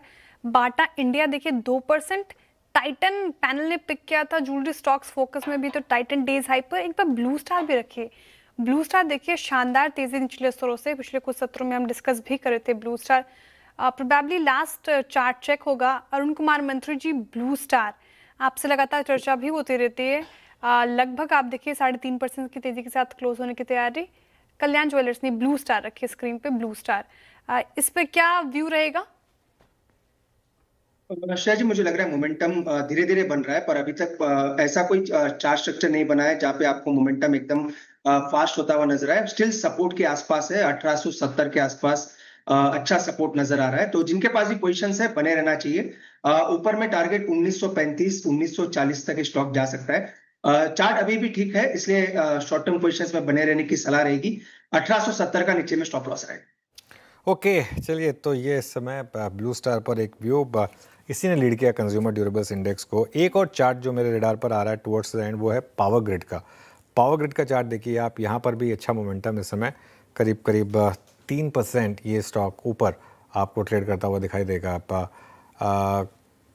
मानस, पावर ग्रिड पर पॉसिबली आज का लास्ट चार्ट चेक, कोई व्यू? देखिए, पावर ग्रिड पे पॉसिबिलिटी है कि यहाँ पर रिकवरी थोड़ी और देखने को मिले। एक inverse head and shoulder pattern जैसा बन रहा है, और अगर ये 294 के ऊपर निकला तो कम से कम 302 305 तक के भाव देखने को मिलेंगे। तो अगर लॉन्ग पोजीशन है तो होल्ड करें, फ्रेश लॉन्ग भी लिया जा सकता है। आपको स्टॉप लॉस 284 के नीचे लगाना है। 284 के नीचे आपको स्टॉप लॉस मेंटेन करना है और खरीदारी की राय पावर ग्रिड डेज हाई पर शानदार रैली के साथ हम मार्केट क्लोज कर रहे हैं। शुक्रवार का दिन बिग वॉल पे समझते हैं सर, मार्केट की क्लोजिंग कैसे रही? बिल्कुल, बिग वॉल पे चलते हैं, और हमारे सभी एक्सपर्ट्स को बाय द वे आज जुड़ने के लिए बहुत बहुत शुक्रिया, और हैव अ हैप्पी वीकेंड। अगले हफ्ते फिर बात करेंगे उनसे। स्क्रीन पर चलते हैं और देखते हैं आज की मार्केट क्लोजिंग कैसी रही। निफ्टी करीब करीब 24,900 के करीब बंद होता हुआ 56 पॉइंट। अच्छा, बात ये नहीं कि हम 56 पॉइंट ग्रीन में बंद हुए हैं, बात ये है कि इंटरडे में हम 54,750 से 150 पॉइंट की रैली के साथ बंद हुए। और इंटरडे भी क्या, वो शुरू के बस 5 मिनट में ही आपको मौका मिला 24,750 का, और वहाँ से 150 पॉइंट की रैली हुई। सिमिलरली बैंक निफ्टी में जो लोज थे, वहाँ से करीब करीब 400 पॉइंट की, वो गुरु फिल्म कहते हैं चोखा मुनाफा हुआ, बिल्कुल वो चोखी रैली हुई 400 पॉइंट की इंटरडे में। आईटी भी आज ग्रीन में था, हालांकि आईटी ने अंडर परफॉर्म किया, लेकिन एक और आज की ट्रेड की हाईलाइट थी mid cap market. Mid cap market देखिए ऑलमोस्ट 1% ऊपर था, 500 पॉइंट इंडेक्स ने गेन किए। स्मॉल कैप भी 3/4% ऊपर था। एडवांस डिक्लाइन काफ़ी शानदार था, तो ऑलमोस्ट एक्चुअली 2:1 से बेटर था, ऑलमोस्ट 2.5:1 के करीब का एडवांस डिक्लाइन था। ये आपके लिए आज का एडवांस डिक्लाइन है। चलिए अब सेक्टोरल हीट मैप पर आते हैं, देखते हैं सेक्टर्स जो गेन कर रहे थे उसमें डिफेंस सबसे ऊपर था आज 2%, मेटल्स में 2% की रैली थी, पीएसयू बैंक्स में 1% की रैली थी, कैपिटल मार्केट में रैली थी, ऑयल एंड गैस और एनर्जी में भी रैली थी। वही सेक्टर सारे जो आज सुबह हम मेंशन कर रहे थे सेटअप में कि ये सेक्टर्स थोड़े से अच्छे लग रहे हैं इस समय। इसके अलावा लूजर्स पर आते हैं, ज़्यादा नहीं, सिर्फ एक ऑटो था जहां पर आज हल्की सी मुनाफा वसूली आपको देखने को मिली। निफ्टी के गेनर्स पर आते हैं, सबसे ऊपर टाटा स्टील, आज सुबह से शानदार मूव्स, स्टॉक में 3.5%। Power grids towards the end चला, एक्सिस बैंक में अच्छी rally I, Larsen and Toubro अच्छा चला, हिंडाल्को अच्छा चला, और कोटक महिंद्रा बैंक यहाँ पर भी काफ़ी अच्छी रैली आपको देखने को मिली।